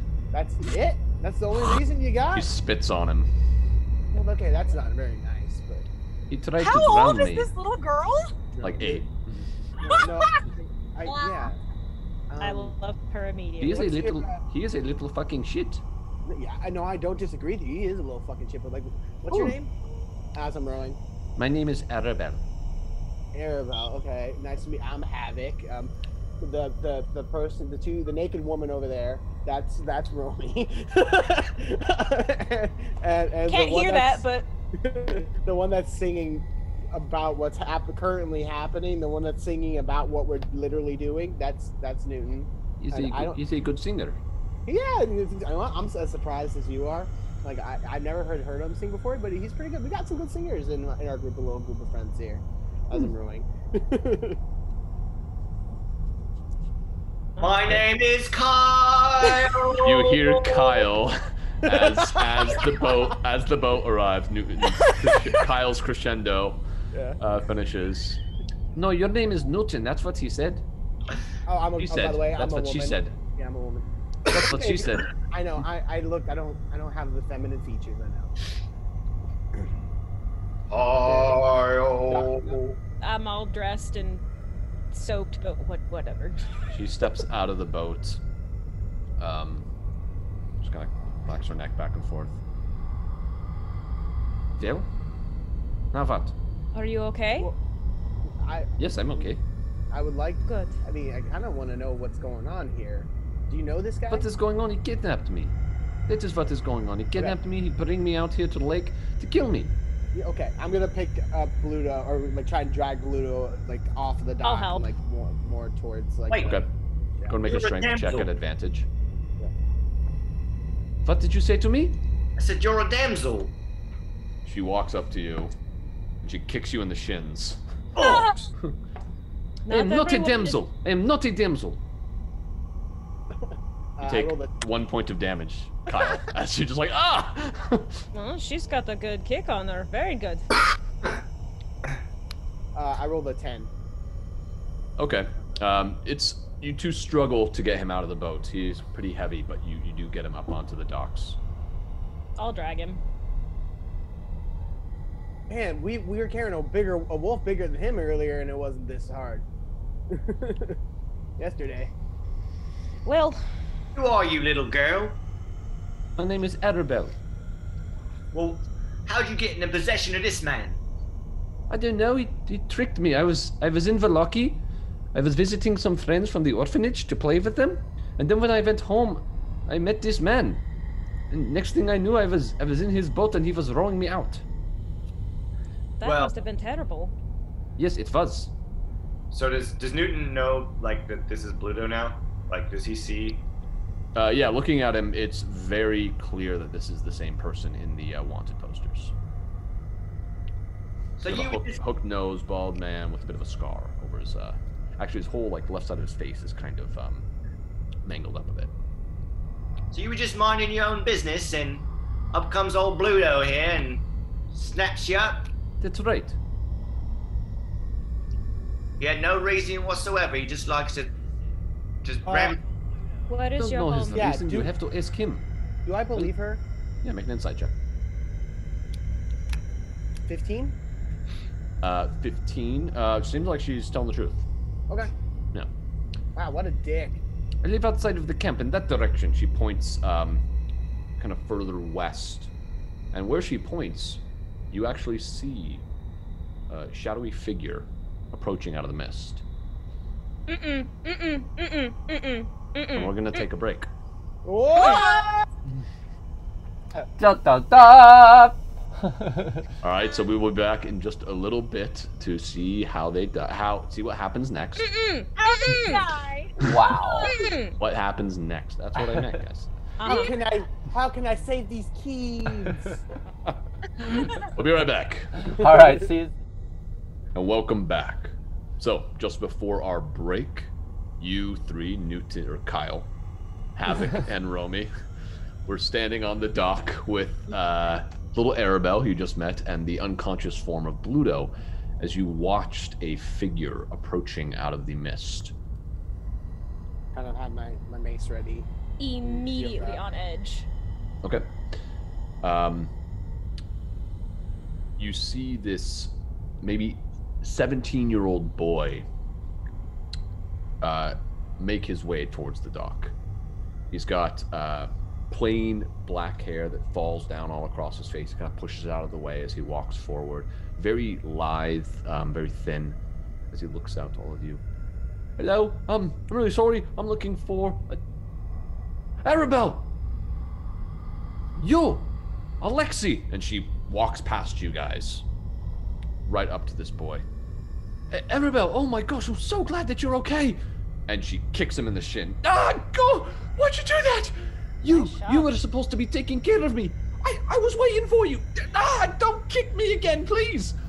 You were supposed to be taking care of me, and instead I almost drowned. When I tell my father about this, no, don't tell your father. Don't tell your father. It's gonna be all right, okay? I found you. Hi everybody. I'm Alexi, and she tries to kick again. He kind of dodges out of the way. I'm Alexi. I live with Arabelle and Arabelle's family over at the Vistani camp. I've been looking for this precocious little. God, Arabelle, that one was really hard. Oh, grow up. I like her. Yes, good. She's just like thumbs up to Arabelle. How are you Wait, I'm Kyle. How are you alive? You forgot. Newton says to himself. Wait.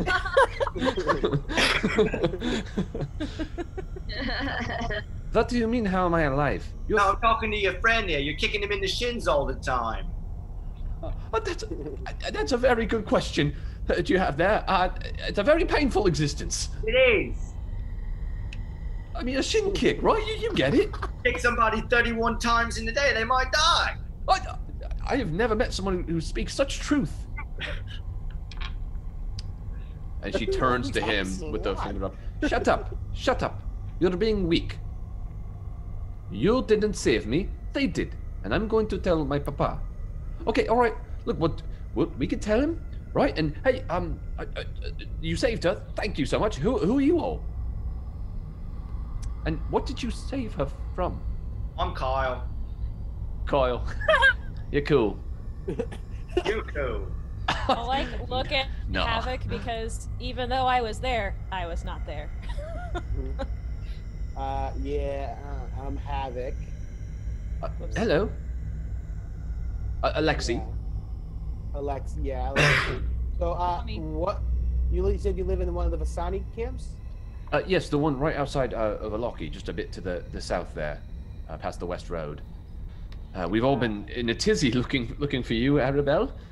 Right, but you were the one who's supposed to find me and save me, and you didn't. Yes, no, you've made that very clear.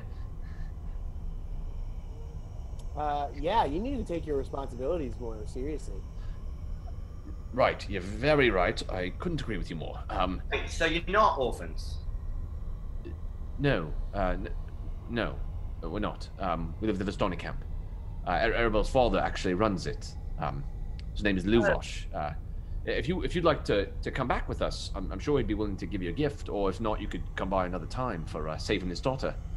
Can we come by another time? We've got a dinner to get to. Oh, yes, of course. I'll be sure to let him know your bravery.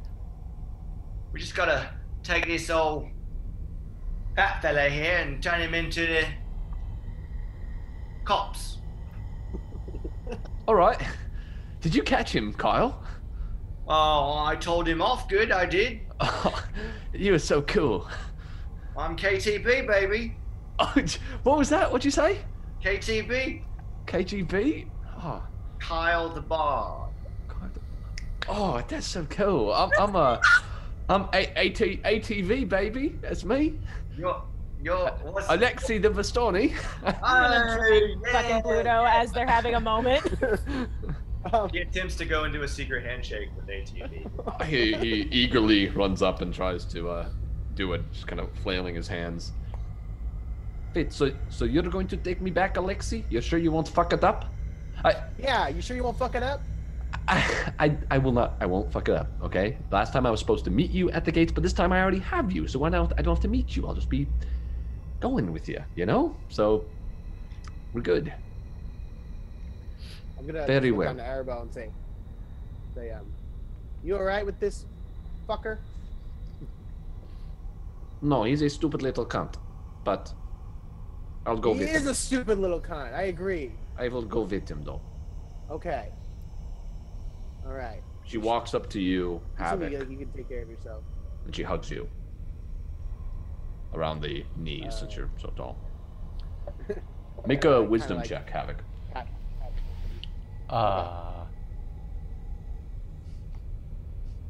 Not good. Is this a save or is this just a straight check? Just a check. Okay, that's gonna be a 7, so not very good. Just flashes of your past. Mm-hmm. Yeah, I kind of get really stiff and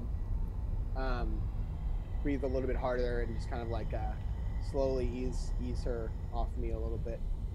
Why are you pushing me off you? You know, I'm just not a big hugger. I don't believe you. But thank you for saving my life. Yeah, of course, yeah. You better come visit me at my camp with my father. I'm sure Kyle is gonna want to hang out with ATV at some point. So, like, yeah, for sure. We'll be KGP and ATV at the VC. ATV. Yeah. Too many letters. So cool. This is becoming an event. Very cool. Kick both, Arabo. Kick both of them. Okay. Both a kick. Does a 15 hit you, Kyle? Always. Always. You take 3 points of damage as you get kicked in the shin. Whoa! Oh my god. He turns. This little 8-year-old has beefy legs. And tries to What? kick Alexei, who jumps back and actually falls to like almost all fours before pushing himself up. He does not get hit. All right. I think it's time we go. All right, come on, Arabelle. Very good. I'll lead the way. I should follow you. All right, and he starts following her into the mist. Have a good night. Goodbye. Like her spunk. She's going to make it. Provided that she doesn't get put in another sack and thrown into the water. I don't. Honestly, I would put more money on her making it than him. She may kill him. Bluto's just Now let's deal with. floating in and out of consciousness at the moment. Now let's deal with this. We should tie him up. I had to. I'm going. He's not waking. He's just kind of flashing in and out of consciousness. Okay. Well, gonna sit on we his chest. just drag him back. Okay. You guys begin dragging him back the way you came. Don't we want to talk to him first? Figure out what the heck that was. Guys, while I was out there, he said he seemed pretty damn desperate, and he said that he has to do that. He had to do it. I don't know about you, but I gotta know. Why? Okay. Then we're tying him up because I'm not chasing him down. We do not have time. And I'm very confident that we can reapprehend him if he gets away somehow. I believe that. We should go. Oh, son of a! No! As you say that, you watch as a wolf bounds out in front of you. Son of a bitch. Another one Go home. comes off. Both of you. They're just looking at you both. Look, all of you, rather. Okay. All Lightning right. cracks through the air. We need to go. I say we At get that, we're going to pause. We're going to jump back over to the other three. So, you three Yes, wait. open the door. Well, no, wait. Before we go in, Okay. I'm gonna say to the two of them, so those dolls look like me. Noticed that, yes. So, You're talking to us? yeah. Stiki says, I want an Aerith doll. Do not use my name, please. In fact, I'm not gonna go in. So, I'm gonna stay out here. Can you find out how the hell these dolls look like me? I'm gonna buy an Aerith doll, and Stiki runs in. Okay. Can you watch after him, brother, please? Oh, I'm do me also a fully intending to buy an Aerith doll. See you in a bit. And he'd go inside. Okay. Aerith just kind of looks around, puzzled for a moment. Stiki, as you walk into this modest 30 by 30 foot shop, you see an odd assortment of toys lining the shelves. Behind the counter, you see a portly man wearing a moth-eaten jester's cap. You see a small monkey sitting on his shoulder wearing a pink tutu. It's waving a little flag, yellow flag, that reads, "Is no fun, is no Blinsky." As soon as you walk in, the man in the jester's cap begins to wave energetically as soon as he notices you. Can you remind me what was so creepy about the doll originally? Originally, it was just a doll in a room. The moonlight was hitting it in a weird way, or the light was, rather, and Aerith just instantly... In the haunted mansion that we almost all died in? Yep, you just destroyed it immediately. Oh. You guys didn't So really there get a chance to look at it too much, because Aerith just, as soon as he saw it, like, I'm destroying this. Okay, All about okay, context. Okay. Ezra would give a little tilt of his hat and be like, hello, good day to you. Hey, hello, welcome to my shop. My name is Gadov Blinsky. Is no fun? Is no Blinsky. You know. And this is little Piccolo, and he brings the monkey off his shoulder. The monkey starts like dancing around on the little counter. Go, Piccolo, go! Go, Piccolo! Oh, you like a Piccolo? Piccolo, go say hi to my friend. And Piccolo jumps off the counter and makes his way over to you, Stiki, and kind of climbs up onto your shoulder. Oh. Ezra. I see. Careful, watch your pockets. Why? Oh, no funny business games like that's going on in my shop.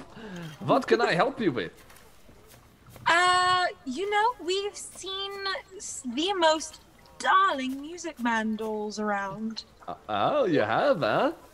Outside, we're playing with them, and we really want one, each of us. Oh, we you really, can see, really they're do. right on the counter, and he points over to this shelf on the side. You see there are some some snow globes. You see what looks to be like a small little merry-go-round around with wolves with wolves in place of prancing horses. You see a stuffed bear, and then you see a little row of these dolls. Do they all look like Aerith? Yeah, they all have the same look of the ones that you saw outside. Are they all wearing the same outfit as the little girl's doll? Yeah. This is the fun. It's a hot seller right now. Ezra would kind of pick it up and look at it, kind of inspect it, and then how did you, what inspired you to make a little Music Man friend? Well, to be honest, it wasn't from my own genius mind. It was from a outside patron who wanted me to make one like this, and, well, they just kept selling so well, I kept going. He said it was okay, so it's all right. Oh, what a lovely man, person. Who were they? I want to thank them and see if they have a... Stiki looks at Ezra like, is that the right thing to say? I don't know. What? Uh-huh. Who are they? I'm not allowed to give away that kind of information. Oh, come on. I want to share a brewski with them because what an imagination. I really love imagination. Make a persuasion check, Stiki. Oh no. 4. Is that with your bonus? 10? Okay, yeah, see, that's much better. Yeah, Bart. Not really supposed to say. I'm not at liberty to. Oh, come on. We need to know the genius behind this lovely, adorable little man. Well, all the genius came from these two ends. You know what? I have a great idea.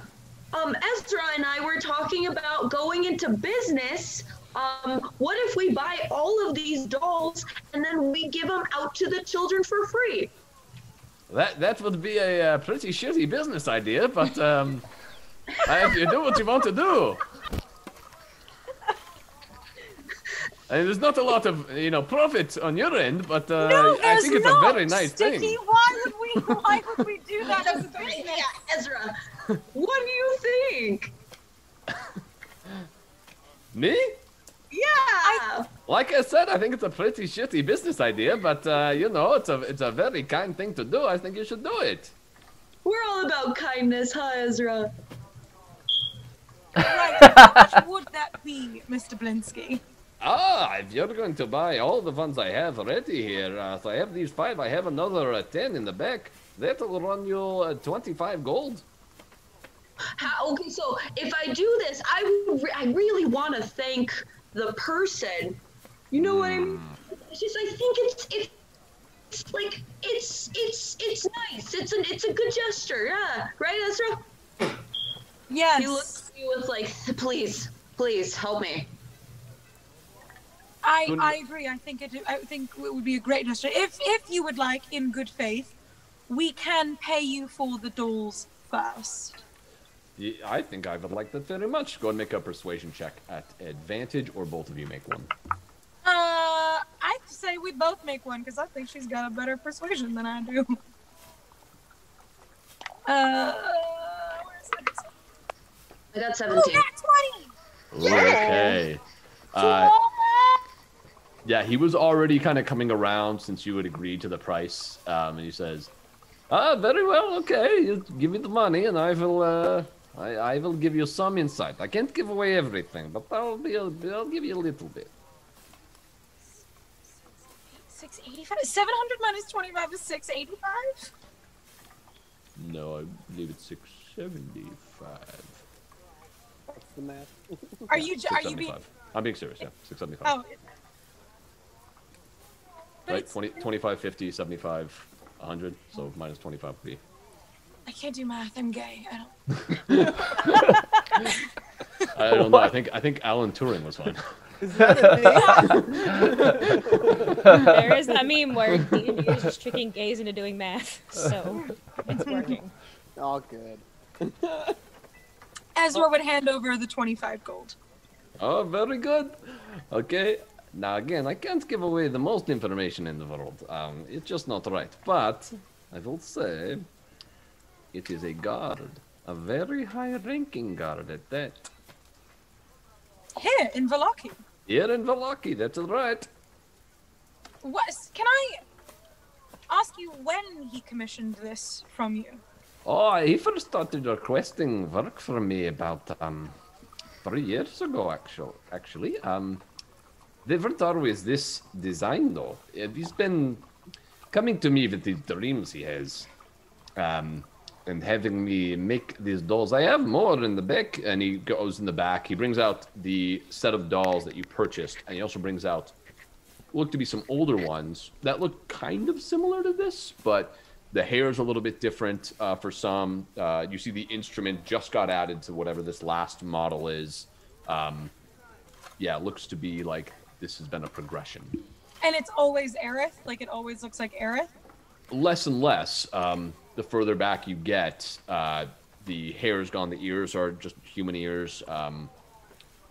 There is less and less, but you do see the noticeable progression. There's always some feature there that you're like, that could definitely be an Aerith feature. Do you want to buy these too? You definitely can. I think these are good. Thank you. You know what is so interesting? I What? have a friend that looks so much like this. Really, you do? It's already trademarked, so we can't make money off it, sorry. All right, I don't know how I would. I'm not a troublemaker, unfortunately. You trademarked the face. Yes, I did. Brilliant. Good, great, good for you. I can't wait to share that information. Great, thank you. Yeah, you should bring your friend by sometime. You could do a little show for the kids, perhaps, with the dolls. If it truly does look like it. Perhaps he can. What a wonderful idea. I think he would really enjoy that. He loves children. Right. Maybe you could make some of your money back for your business. Oh, definitely. Maybe. While he says that, he's like touching his pockets to make sure the monkey didn't steal anything. Okay. Are you reaching into your pockets? Yes. Okay. You reach inside your No, pockets. I'm just patting. I'm just patting. Okay. Make an investigation check. Damn it. 7. Yeah, everything feels good. Of course it does. Okay. Ezra, you just do you have a box for these? Yes, I can get you a box. Give me one moment. And he goes to the back, comes out with a little box. Aerith's face is at the window as he goes. No, back. I'm not here. I'm not here. Okay. I went away. I didn't get to say that, but yeah, I'm not staying around. He comes back out with a box. Starts putting in some of the dolls. Wonderful. If I wanted to buy this Gaad a drink, potentially, not his name, not anything like that, how could I go about doing that? Don't really know. You'd have to know his name, I guess. Oh, a local hangout that he has. Well, the only real local hangout that anyone has is the Blue Water Inn. Oh, that's right. I forgot how small this town is. All right. I will keep that in mind.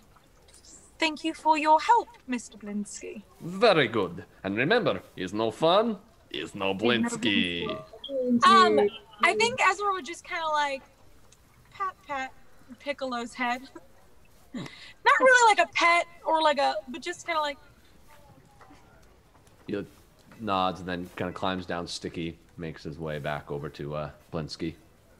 And then Ezra would pick up the box of dolls and start to head out.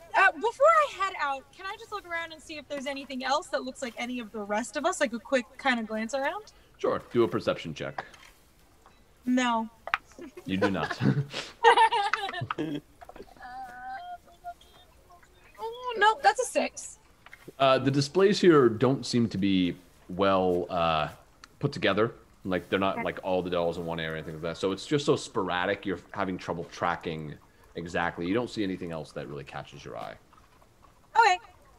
Ezra's going to start to head out. On our way out, Stiki looks at the man and says, "Do you have any dolls that look like him?" And points to Ezra. No, but I could make one if you'd like. Maybe another time when my narcissism is at its higher peak. Have a good day, sir. You too.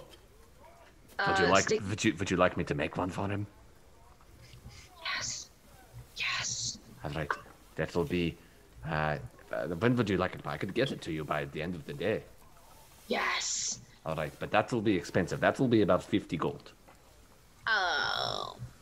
I mean, no, 40 gold. 40 gold. Oh, yes, 50 gold. Yes. 40. Very good. 40. You said 40. No, I said, sneezed. I said, 40. Oh. I heard. There was no sneeze. You said 40. Then let's even this out. 45, 46, exactly, 46. 35. As high as I'm going. You said 35? Yes. Make a persuasion check. Oh, hang on. 19. Wait.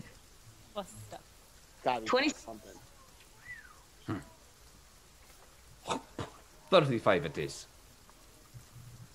He hacks an orc loogie into his hand and then shakes his hand.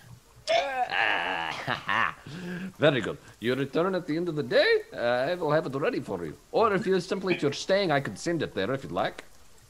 But where are we staying? I don't remember.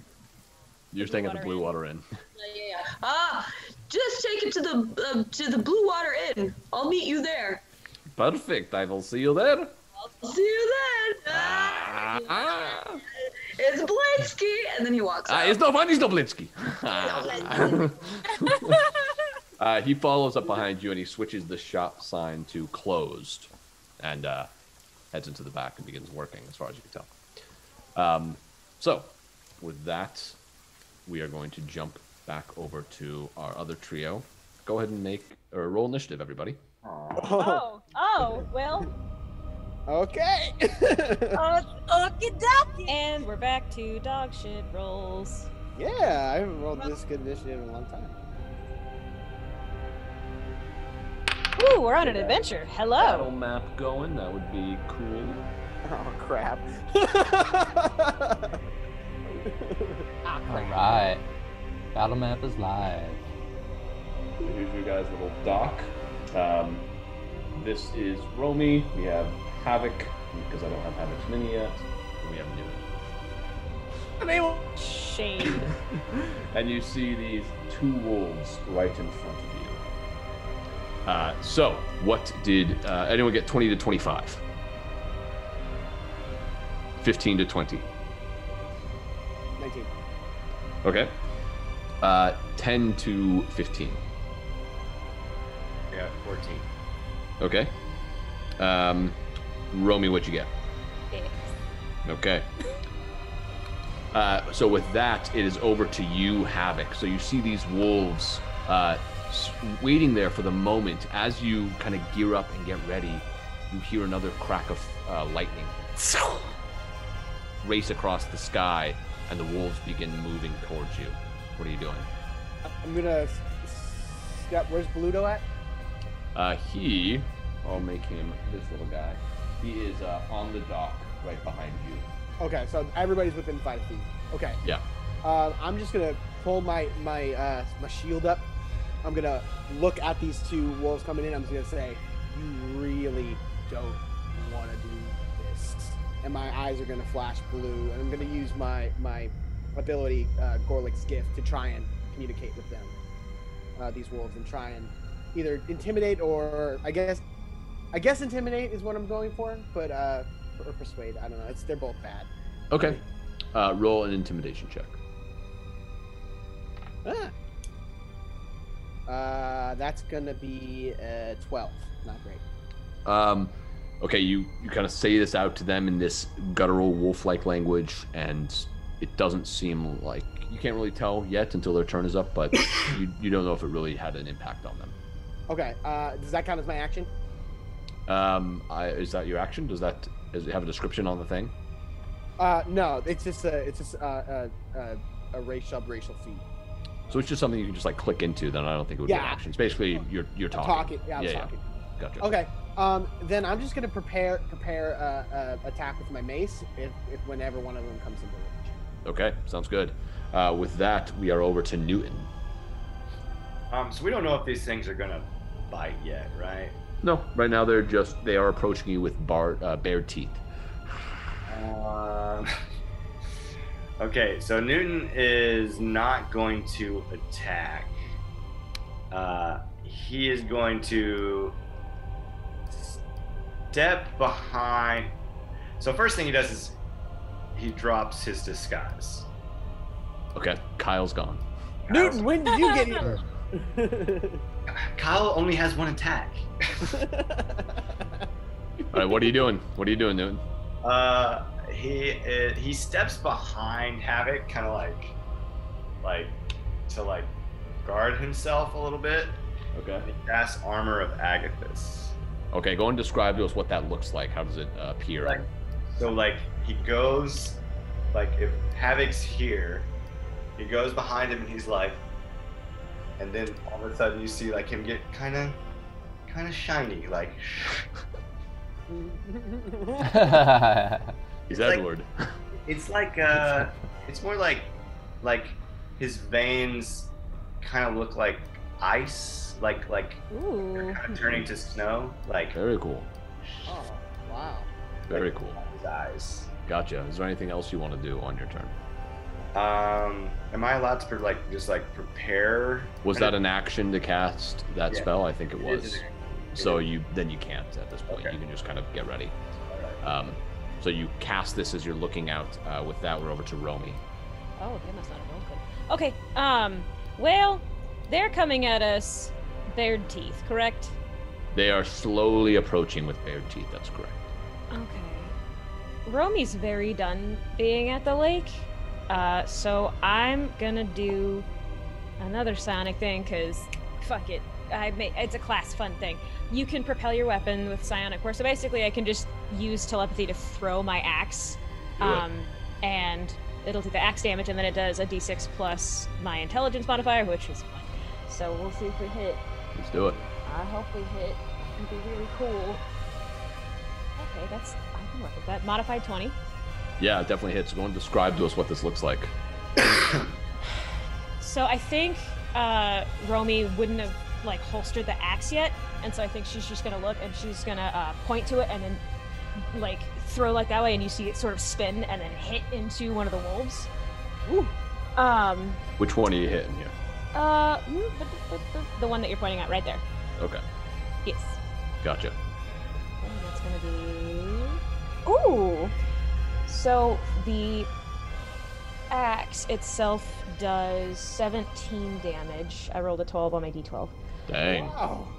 And then the psionic damage. So 19 damage total. Okay.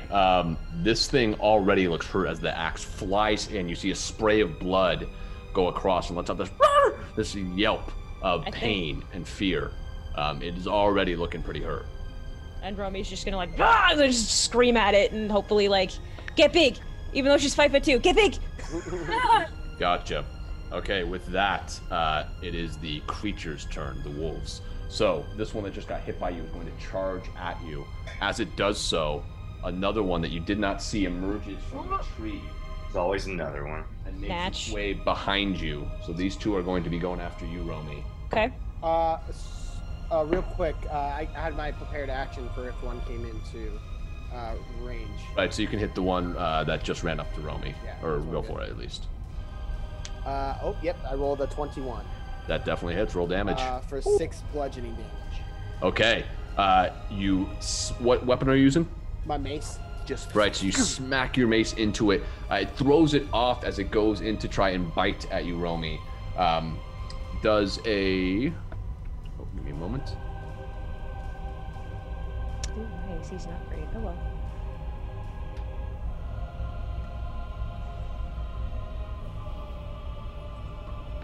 Does a 17 hit you? It does. Okay. AC is 16, so yes, it does. All right. I need you to make a strength saving throw, and you take 5 points of piercing damage as it bites into you. I got a 21 for the strength saving throw. Well, I got more than that for because it's a save. Okay, so you're fine. The other one that's behind you is going to attack you as well, and they get advantage. What was the attack tactics. What was the damage? I'm sorry. 5 points of piercing 5? damage. Okay. The next attack is even higher, so that's like a 22 to hit. Oh, definitely.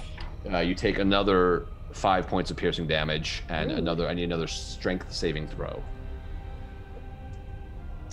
Okay, that's gonna be save 17. Okay, you're totally fine. This last one is going to make its way up to you, Havok, and it's going to try and bite at you. Does a 20 hit? Yes, a 20 does hit. Okay, you take 7 points of piercing damage. I need a strength saving throw. Okay. 17. Okay, you're fine. But that is their turn. They bite into you. However, as you are all waiting there, suddenly you hear from behind you something coming out of the water.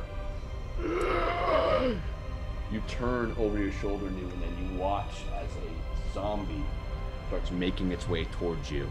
We were swimming in that. Romy, you look over and you see as well. And Romy, these two look familiar.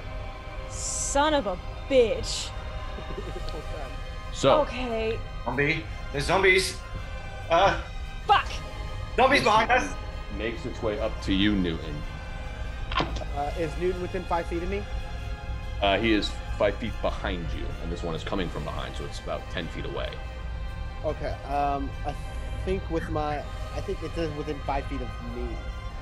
A target other than you that is nope. The target has to be. Never mind. Gotcha. Okay, so Newton does a I don't think it does. Does a 11 hit you? Does not. Okay, so the zombie comes in and it tries to bite at you first. Unable to do so, it's going to try and strike you with its claws. That is a 5 to hit, so I assume that doesn't hit. No. Right, and one last time. That is another 11. Nope. So it tries to bite at you. You're able to push it off, and it swings its claws at you. You're just kind of dancing away in and out. The other creature makes its way over to Bluto on the ground. Oh, good. And is going to attack him. Okay, so real quick, DM. Yes. So I'm going to read the text and you tell me, because I'm a little confused. You gain the ability to hinder attacks intended for others when a creature attacks a target other than you that is within 5 feet. So it's who the creature is it seems I hear that, but what it seems like to me, because again the creature is about 10 feet away, is it's coming up from the backside, so you would have to turn around and run all the way to the backside to do so. Well, because if it's a ranged attack, I'd be able to intercede on the ranged attack. So I'm giving you my ruling. Ruling. That's fair. The ruling is this: you can do it, but it will provoke an opportunity attack because you are having to move around and completely turn your back on this thing in front of you. Okay. Yeah, that's fair. Okay. Okay. So you see this zombie going towards Bluto. Are you doing anything? No. Okay. The bite attack, he starts to bite in, but you see that he's biting into this rubbery material that Bluto was wearing. Does not seem to be having any impact, so he tries to claw at him instead. But, oh my gosh, those are 2 natural ones in a row. So, kind of claws down. And then his eyes make its way up towards you, Romy. And with that, we are over to Havok. All right. Seeing that these zombies are coming, this is bad. I am going to tap into my protective deity, my protective patron, and I am going to channel divinity and attempt to turn undead. Okay. I love so clerics. That's going to be let me double check. It's going to be a DC 13 wisdom save. Okay. They both succeeded. Oh wow. Okay. Yeah. Let me check that to make sure. Actually, no, one of them succeeded. The other one did not. Okay. So the one attacking Newton suddenly seizes up for a moment, looking over in your direction, and starts to turn away. Mm-hmm. Is there anything else you want to do? Nope. All right. With that, we are over to Newton. So wait, I don't know what just happened. So the thing that just the thing that tried to bite you and claw at you, suddenly you watch as it seems to it starts to turn away, like it's going to move away from you. You don't know that for sure, but that's what you see. Okay. I look over at the one that's attacking Bluto, and I say, "Blast!" And I Eldritch Blast. All right, go and roll to hit.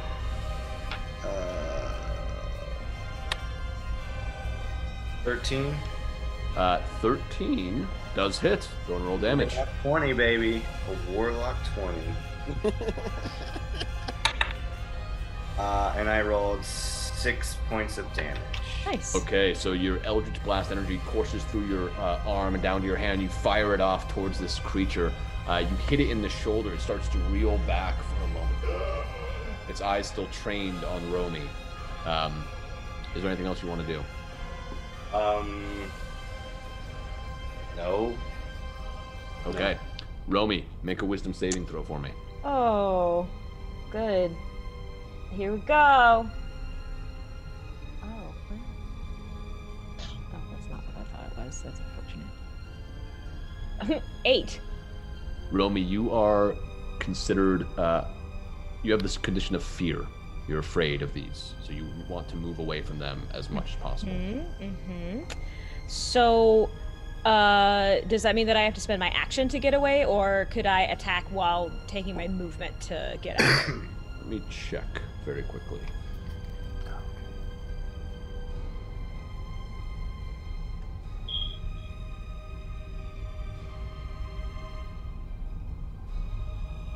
Yes, you are frightened, so you have disadvantage on ability checks and attack rolls. You just can't willingly move closer to the source of the fear. Well, that's good, because I really don't like this position we're in anyway.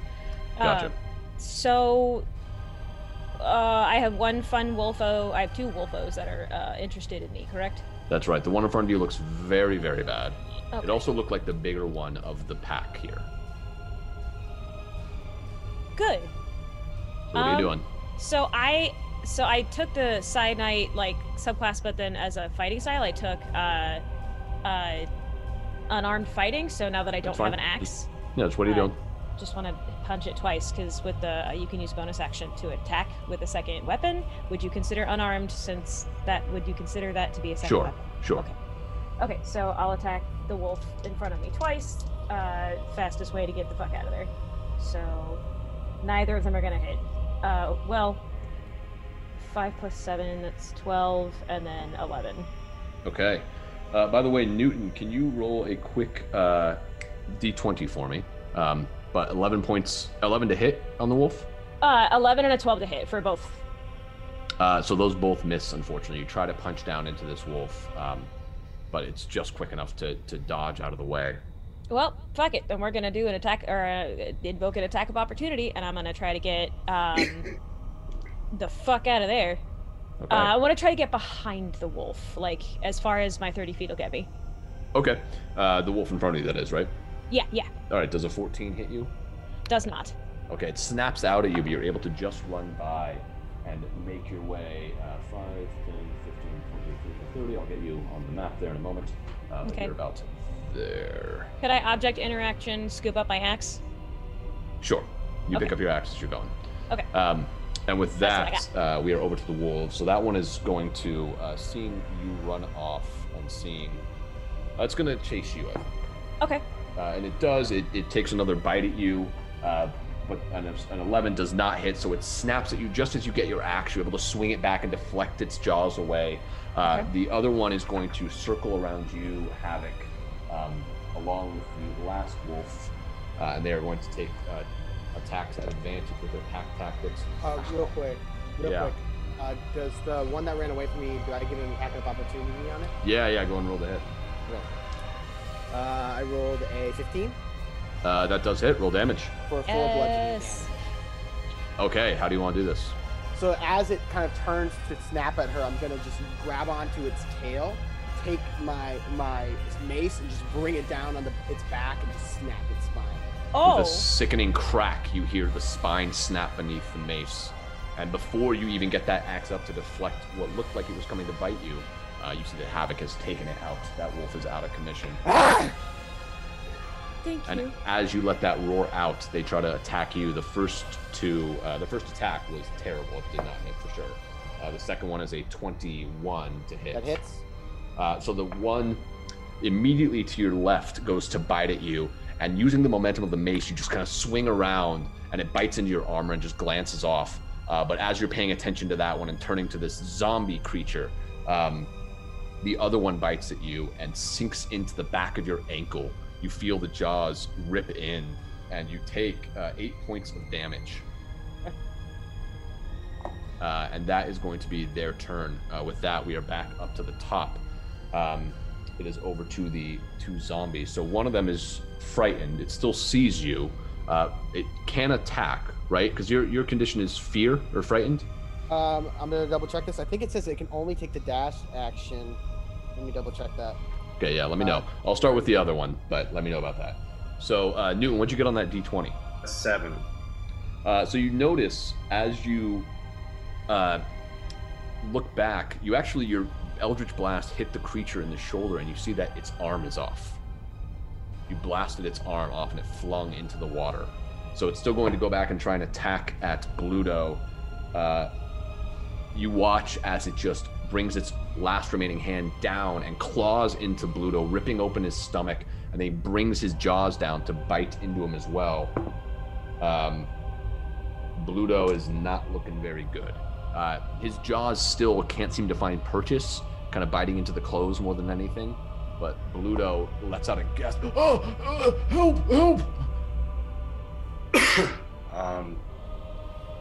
What do you got for me, Ricky? So as a turn creature must spend its turn trying to move as far away from you as it can. It can't willingly move from a space. It can't willingly move to a space within 30 feet of you. It can't take reactions. For its action, it can only use dash or try to escape from the effect that prevents it from moving. If there's nowhere for it to go, it takes its dodge action, so it can't attack. Gotcha. So it just starts heading back into the water where it came from. Does it get a saving throw at the end of its turn, or is it just done for a minute? 1 minute. Yep. Gotcha. Yeah. So it just goes back into the water. It is out of sight at this moment. Over to you, Havok. So you have 2 wolves surrounding you, as well as a zombie that is bearing down on Bluto, who's not looking very good. Okay, I'm going to take my mace, bang on my shield. It's going to glow blue and send a blue shockwave out. And I'm going to cast Aid. Okay. At level 2. Bolster allies with toughness and resolve. Up to 3 creatures within range of you each have HP max. Each have their HP max increased by 5 and get 5 temporary temporary HP. Nice. So that's going to be obviously me, Newton, and Bluto. Okay. So Romy, not you, just a... Sorry, Romy, you're too far away. That's totally fine. I don't need it anyway. Okay. So Newton, your maximum HP goes up by 5, and you get 5 temporary hit points. So does that mean that I have 15 plus 15 right now? No, if you had 15, it would go up by 5 to be 20. So that makes sense. You just get 5 extra hit points. No, so I'm getting plus 10 for Armor of Agathis. Yeah. Oh, yeah. So, yeah, total it would be that. Okay, cool. All right. Anything else you want to do, Havok? Nope. Okay, That's with that, we are back over to Newton. So, Newton, what are you doing? Blast again! All right, roll the hit. Same tactic towards the zombie that's attacking Blue.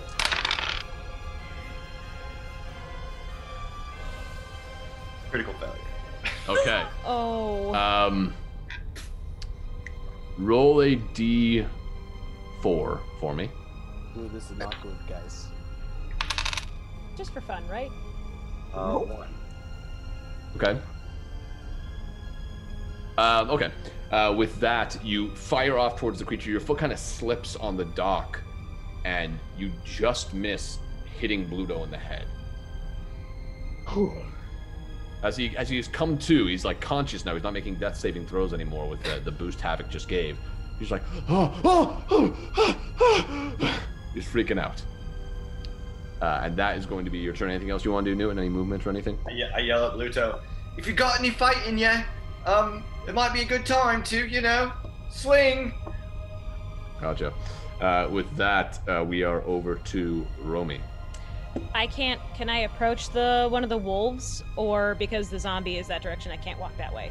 The zombie's in that direction, so you cannot walk that way. Cool. I'll do I'm gonna throw the axe again. That's what's gonna happen. Okay. And that's the last of those. So this is going to be at disadvantage. Oh, even if I'm just attacking the wolf? Yes, because it's within your line of sight. Oh, okay. Well, that's fine. It's not gonna hit because one of those was a 2. So. Yeah, so you start to send it back again. You kind of concentrate, but as you do, you just see this zombie, and you recognize the hair that is left, and it just falls to the ground. Doesn't even reach the creature. I'm just gonna scramble backwards. I think that maybe she would have lost her footing as well, and just scrambling backwards. I don't know, 15 feet. Gotcha. With that, we are over to the wolves. I'm gonna go down. I can tell. It's going down. You hear another crack of lightning. And the wolves pick their ears up. They take the disengage action. And they move away 30 feet. The zombie, looking at Newton now, has been sending most of the attacks its way, gets up and makes its way to you, Newton. It tries to bite into you. The first attack is a 17 to hit. That hits. You try to push it away, but it's jerking in such an odd way. I know you you give it damage. Go ahead and let me know what that is. 5 points. Okay. Takes 5 points of damage. You take 5 points as well as the armor blasts off from your veins, shooting into this creature. But as it does, it doesn't stop its bite from landing on your shoulder. You feel its jaws biting into you. As it has you there, it's going to try and just claw you twice with its claws. The first one is a natural 1. So as it tries to claw you, it actually falls to the ground, releasing you from its jaws. But its second attack is a 15. Does that hit? Yeah. It reaches back up, and you feel the claws sink into your chest, almost like it's pulling a Kali Ma from Indiana Jones. It's trying to get your heart. And you take another... Dang. You take another 7 points of slashing damage as it rakes the claws down the front of your form. Okay, but it takes 5 more points. Okay, right? With another attack, yeah. So again, as it claws into you, this blast of cold energy shoots off into it. It's looking pretty rough at this point, but that is going to be its turn. And with that, as it claws down, it just looks back over in your direction. Romy, I don't know if you're looking, but that's where it is looking. I think she can't look away. Gotcha. With that, we are over to Havok. I've had enough of this! And I'm gonna walk up to it and I'm gonna just try and grab it, the zombie. Yeah. And I'm going to attempt to inflict wounds. Okay, so you grab its head? Yeah. All right. That's only gonna be a 14, but I think that hits. That does hit. So go ahead and describe what this looks like. So you see, as Havok kind of grabs its head, you see those veins kind of under her fur start to glow blue, and you just kind of see it creeping up kind of from her core, and you see it creeping out and spidering up into her hands, and then just the blast of this blue light as it starts to burn this thing away with radiant damage. Awesome. Go to roll. Yeah, roll your damage. 3d10. Yeah! That's fucking, this thing's fun. 16, I think it's necrotic actually. What kind of damage is this? It's necrotic. Yeah, necrotic. 16 necrotic damage. How do you want to do this? So yeah, just grabbing its head and just growling at it as like this blue energy is pulsing into it. It's just gonna start burning away, and the skull is just gonna start kind of caving in and melting. As soon as it does, Havok, you hear, good. And just until it burns away into this like burnt stump, and then it'll let go. Romy, you watch all of this as the head's gone and the body crumples to the ground. Bluto pushes himself back. And we are out of initiative, everybody. We can get rid of the battle map.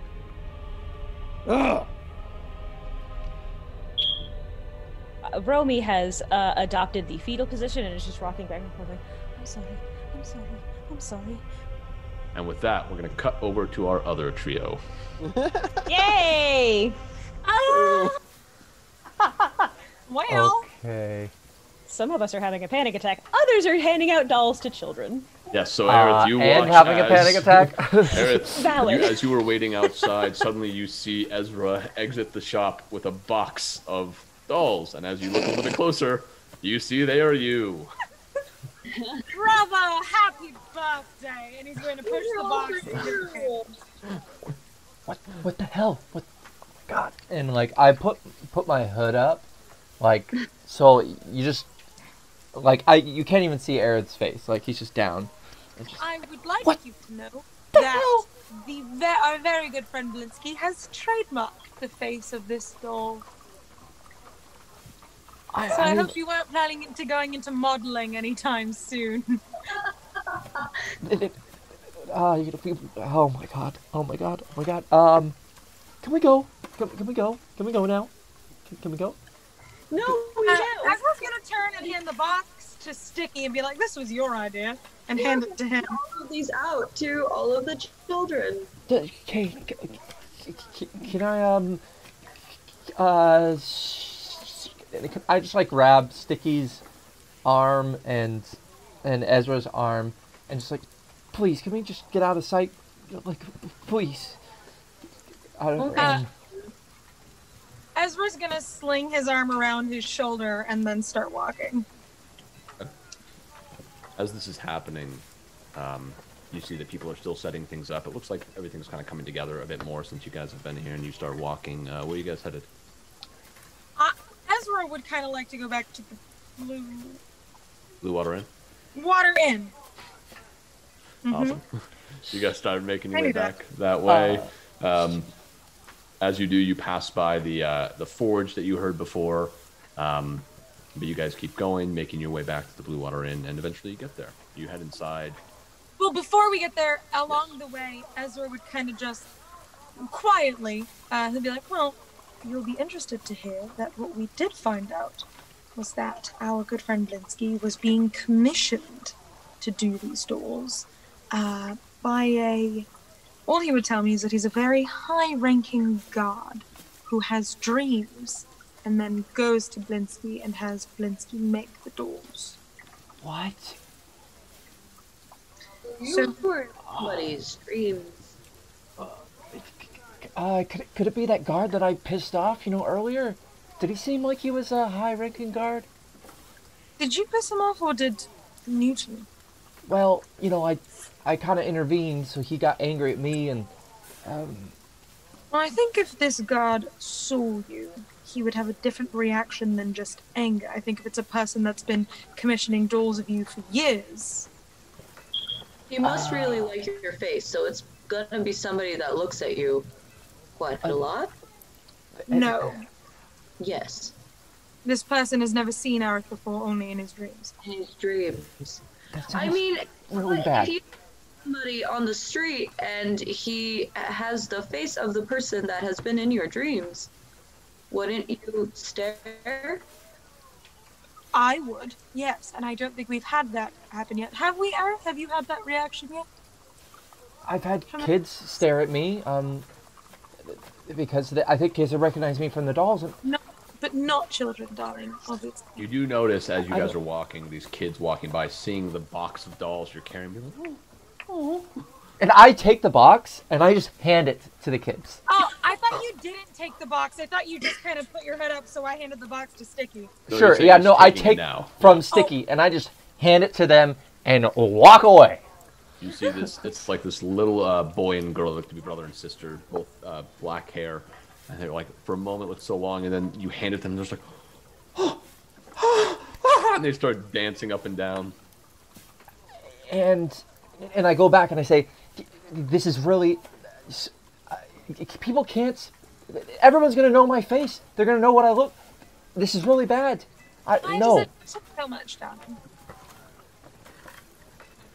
Why does it matter? We're trying to keep a low profile after what happened earlier with the guards, and that someone's looking for me that I don't know in this place. I mean, yes. Is it odd? Yes. Is it necessarily bad, though? I don't think we can make that jump yet. Well, it's bad for me. It's bad for me. All right. So if you want to be a famous bard. No, I have no interest in being a famous bard.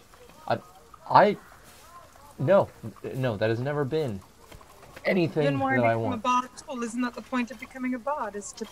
It's a family thing. It's a family thing. So. Do you even like being a bard? This is. No, not really. If I had something, I would pick something else up, and I probably will, actually. But I would just appreciate it if you don't want the kids to see your face, why don't we just burn the dolls? Why did you give the box to them? I got them all so that you could decide what you wanted to do with it. I mean, sure, but I just wanted it away. But it's a bit late. I think when we away. If you take the dolls back from the kids, that No, won't be. All right, Stiki. I'm not gonna do that. And then I think that's when Ezra would go inside. Yeah, at this point, you guys have been talking outside of it. You made it there. You were just waiting outside and talking. Are you guys heading in? Before we go, I grab Ezra sort of desperately, and I was, brother, can you make arrangements for the room? I just don't want to. I don't want to be seen, and I'm just gonna go right up. Yeah, and I hand like 10 gold to Ezra. Here, come here. And Ezra's gonna cast. Can disguise self be used on someone else? With your, are you talking about the hat you have? No, I have the spell that I can do at will. I believe so. Yeah. I believe you can cast on someone else. You are in the middle of the thoroughfare right now. Okay, Ezra would pull him kind of like. I imagine there's spaces between buildings and stuff. Yeah. There's definitely little alleys you could tuck into. He'd kind of pull him to an alley and then be like, "All right, what do you want to look like for now?"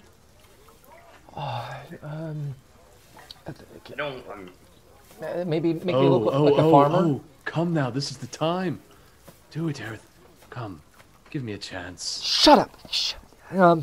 Shut up. What? Just let me think. Yeah. Make me look like. Make me look like a young nobleman, and it's sort of a very trimmed, sort of goatee. Color? It's blonde hair. Sort of very chiseled features and. Very chiseled. Emphasize that. And blue eyes with sort of a little bit of a crooked smile. Emphasize the very chiseled, please. That's very important. No, shut up. And sort of a red cloak and a golden necklace with the seashell, golden seashell. All right. Ezra's not saying anything, but he definitely looks a little concerned. But he would cast Disguise Self and make him look like what he said. Gotcha. Okay, suddenly you see this exact description that you requested, Aerith. Or you don't see it, but you feel the magic take hold. All right, so how do I look? Rather dashing, admittedly. Very dashing. I forgot. Yeah, it's so hard when you can't see your own reflection. You can't see how good you look.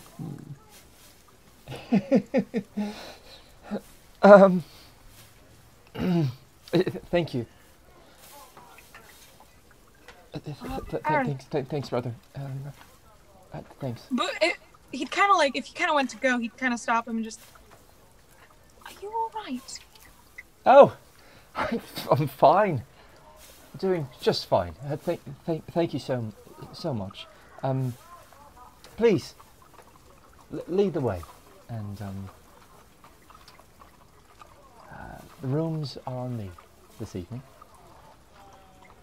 Right.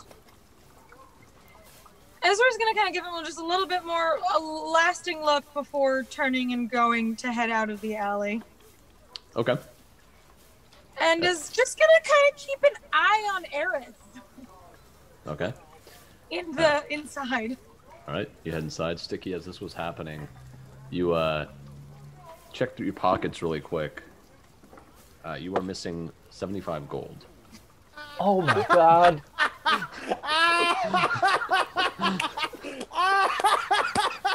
Ezra warned him! That's so much! Holy shit! That monkey had to be doing that literally the whole time! No! Okay, so and sadly went up to the room to read his book. Gotcha. Stiki heads up. So you guys, as you start to head into the tavern, you watch as Stiki goes up to the side stairs and heads up to the room. Ezra would go up to the bar keep and make arrangements for another night. Okay. As you head inside the tavern, you see it's not super crowded. You see some disgruntled patrons sitting at different tables. You do see by the fire a very thin man with a pretty large nose and a mustache that stretches out past his face, with a large purple hat with a big feather in it, playing a lute and singing a song about a were-rabbit. Interesting. As Aerith was going to head upstairs, he sees this and stops and sort of looks around and makes a way across the room and sort of sits right in front and is listening to this. Okay, now you sit at the table right in front as he's playing. Before we continue with this, so Stiki, you head upstairs to the room. You enter inside, everything's the same as you guys left it. What are you doing? I'm gonna open my book and sit cross-legged on the floor. Okay, you sit down. You start reading. It is a tale, as you get a little bit into it, about a meek goblin who... I forgot. Oh no! Who meets an orc general. Okay. And you're like, oh, this is pretty interesting. It's like a fun little love story, and that's about as far as you get as you're reading for a little bit here.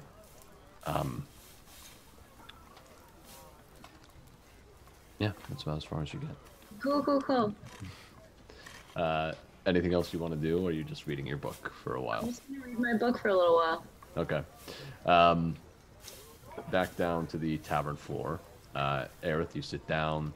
Ezra, you've just headed up to the bar. You see Danica behind it. She's talking with the patron and says, look, I'm sorry, all right? We're out of wine. That's just the nature of it. What do you want me to do about it? We don't have any, okay? Guy just and walks away. Hey, what can I help you with?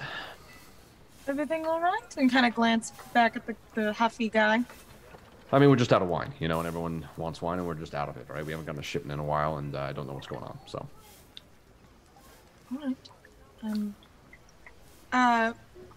We would like the big group from before. We would like another room, another night, please. Right. That'll be 2 gold, 5 silver. Okay. Ezra knows. Aerith said he'd pay for it, but Ezra's just gonna pull it out because he doesn't know what the fuck is happening with him, and he doesn't have the energy to go ask for the money. Gotcha. You said 2 gold, 5 silver? Yeah.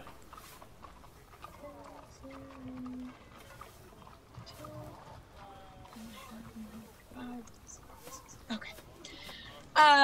He'd hand it over. Okay. And then he just kind of seems like there are high tensions all around today. Is there something going on that I'm not aware of, other than setting up the festival? People just, they want their wine, and we don't have any wine. If we're not going to have any wine in for the festival, it could be tough. I don't know why the winery hasn't sent a shipment in a while. It's a little bit nerve-wracking. What could stop the winery from sending a shipment? I don't know. You and your friends, you're like tough types, right? We've been through some scrapes. I don't know if I'd call us tough. Some of us are, ish. Well, look, do you think it might be something that you guys would be willing to go check out for us? It's the Wizard of Wines winery. It's a little bit to the west of here, a little bit south of Kresk. We'd go, but we got to run this place, so. Right. As long it's... How far away is it? I mean, he'd probably get there in a day.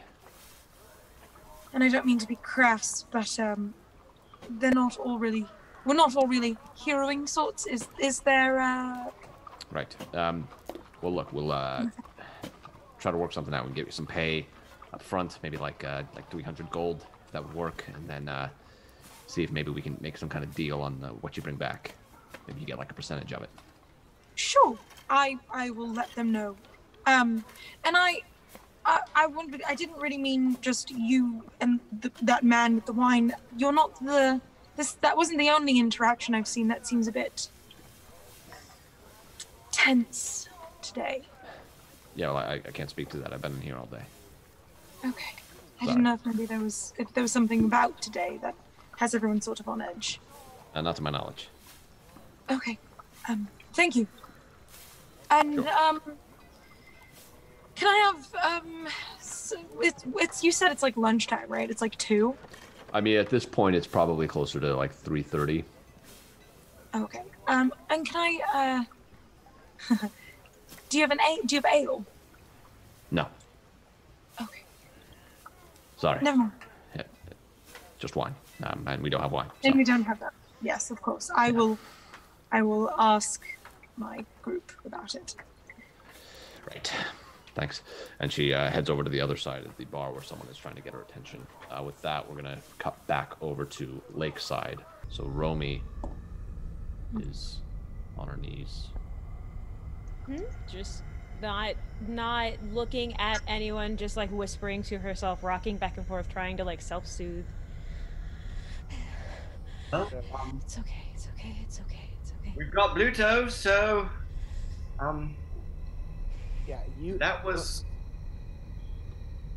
okay, just that happened. So Newton, can you just keep an eye on him? I'm gonna go check on Romy. And as I like turn to walk away from Bluto, I've looked down and kind of loom over him and I say, considering that we just saved your life, you're gonna tell us what was going on here. And then I turn and walk away to Romy. Okay, walk up to Romy. Are you? She's still on the. Romy, are you still on the ground? Yeah. So like think like fetal position on the ground, like rocking back and forth, just like staring at the ground, just like wide-eyed, but like not focusing at all, and just like muttering over and over and over again, something. Okay. I'm gonna kneel down next to you. I'm gonna try to put my hand on your shoulder. The second physical contact happens, she jumps and like scrambles away. Hey, it's just me. They're gone. We're okay, but we're gonna need to get away from here. Please, can we go? Please. Absolutely.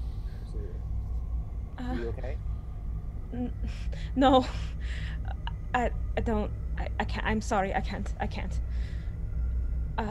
And she'll like look over at where the axe is laying, but like not go to get it. Like she just can't. Sorry. Give me just a second. I'm so sorry. Okay. Whenever you're ready, we're gonna start heading back to town. Okay. Whenever you're ready. And I'm gonna give her space. Back up. Romy, you keep breathing. You hear another lightning through the sky. I think she'd probably look up and shut the fuck up, like just yell at the sky. Your fault. Romy shakes. And as you two wait, looking over at Romy with Bluto on the ground, the dark clouds overhead, that's where we're going to end tonight. Oh. Good. Woo. That's Oh man. By the way, I just got the or not joke, Seth. Just got it. Oh, really? Just got it. It was so good. I'm sorry. All right, guys. Well, thank you so much for joining us for our split party adventure here. Yeah. Well done, Justin. On going back. I hope I managed that well enough. Dude, that was but, so like, that's so that hard was to so do. well done. Holy shit, dude. We will see what happens to our adventurers next time. But until that time, Be sure to tune in next week for Fragments of Eldoria, our next episode. And be sure to tune in this Saturday for 1 hour one-shot. And check us out on Instagram, Twitter, on YouTube for a bunch of great D&D content. And with that, we out of here, folks. Bye.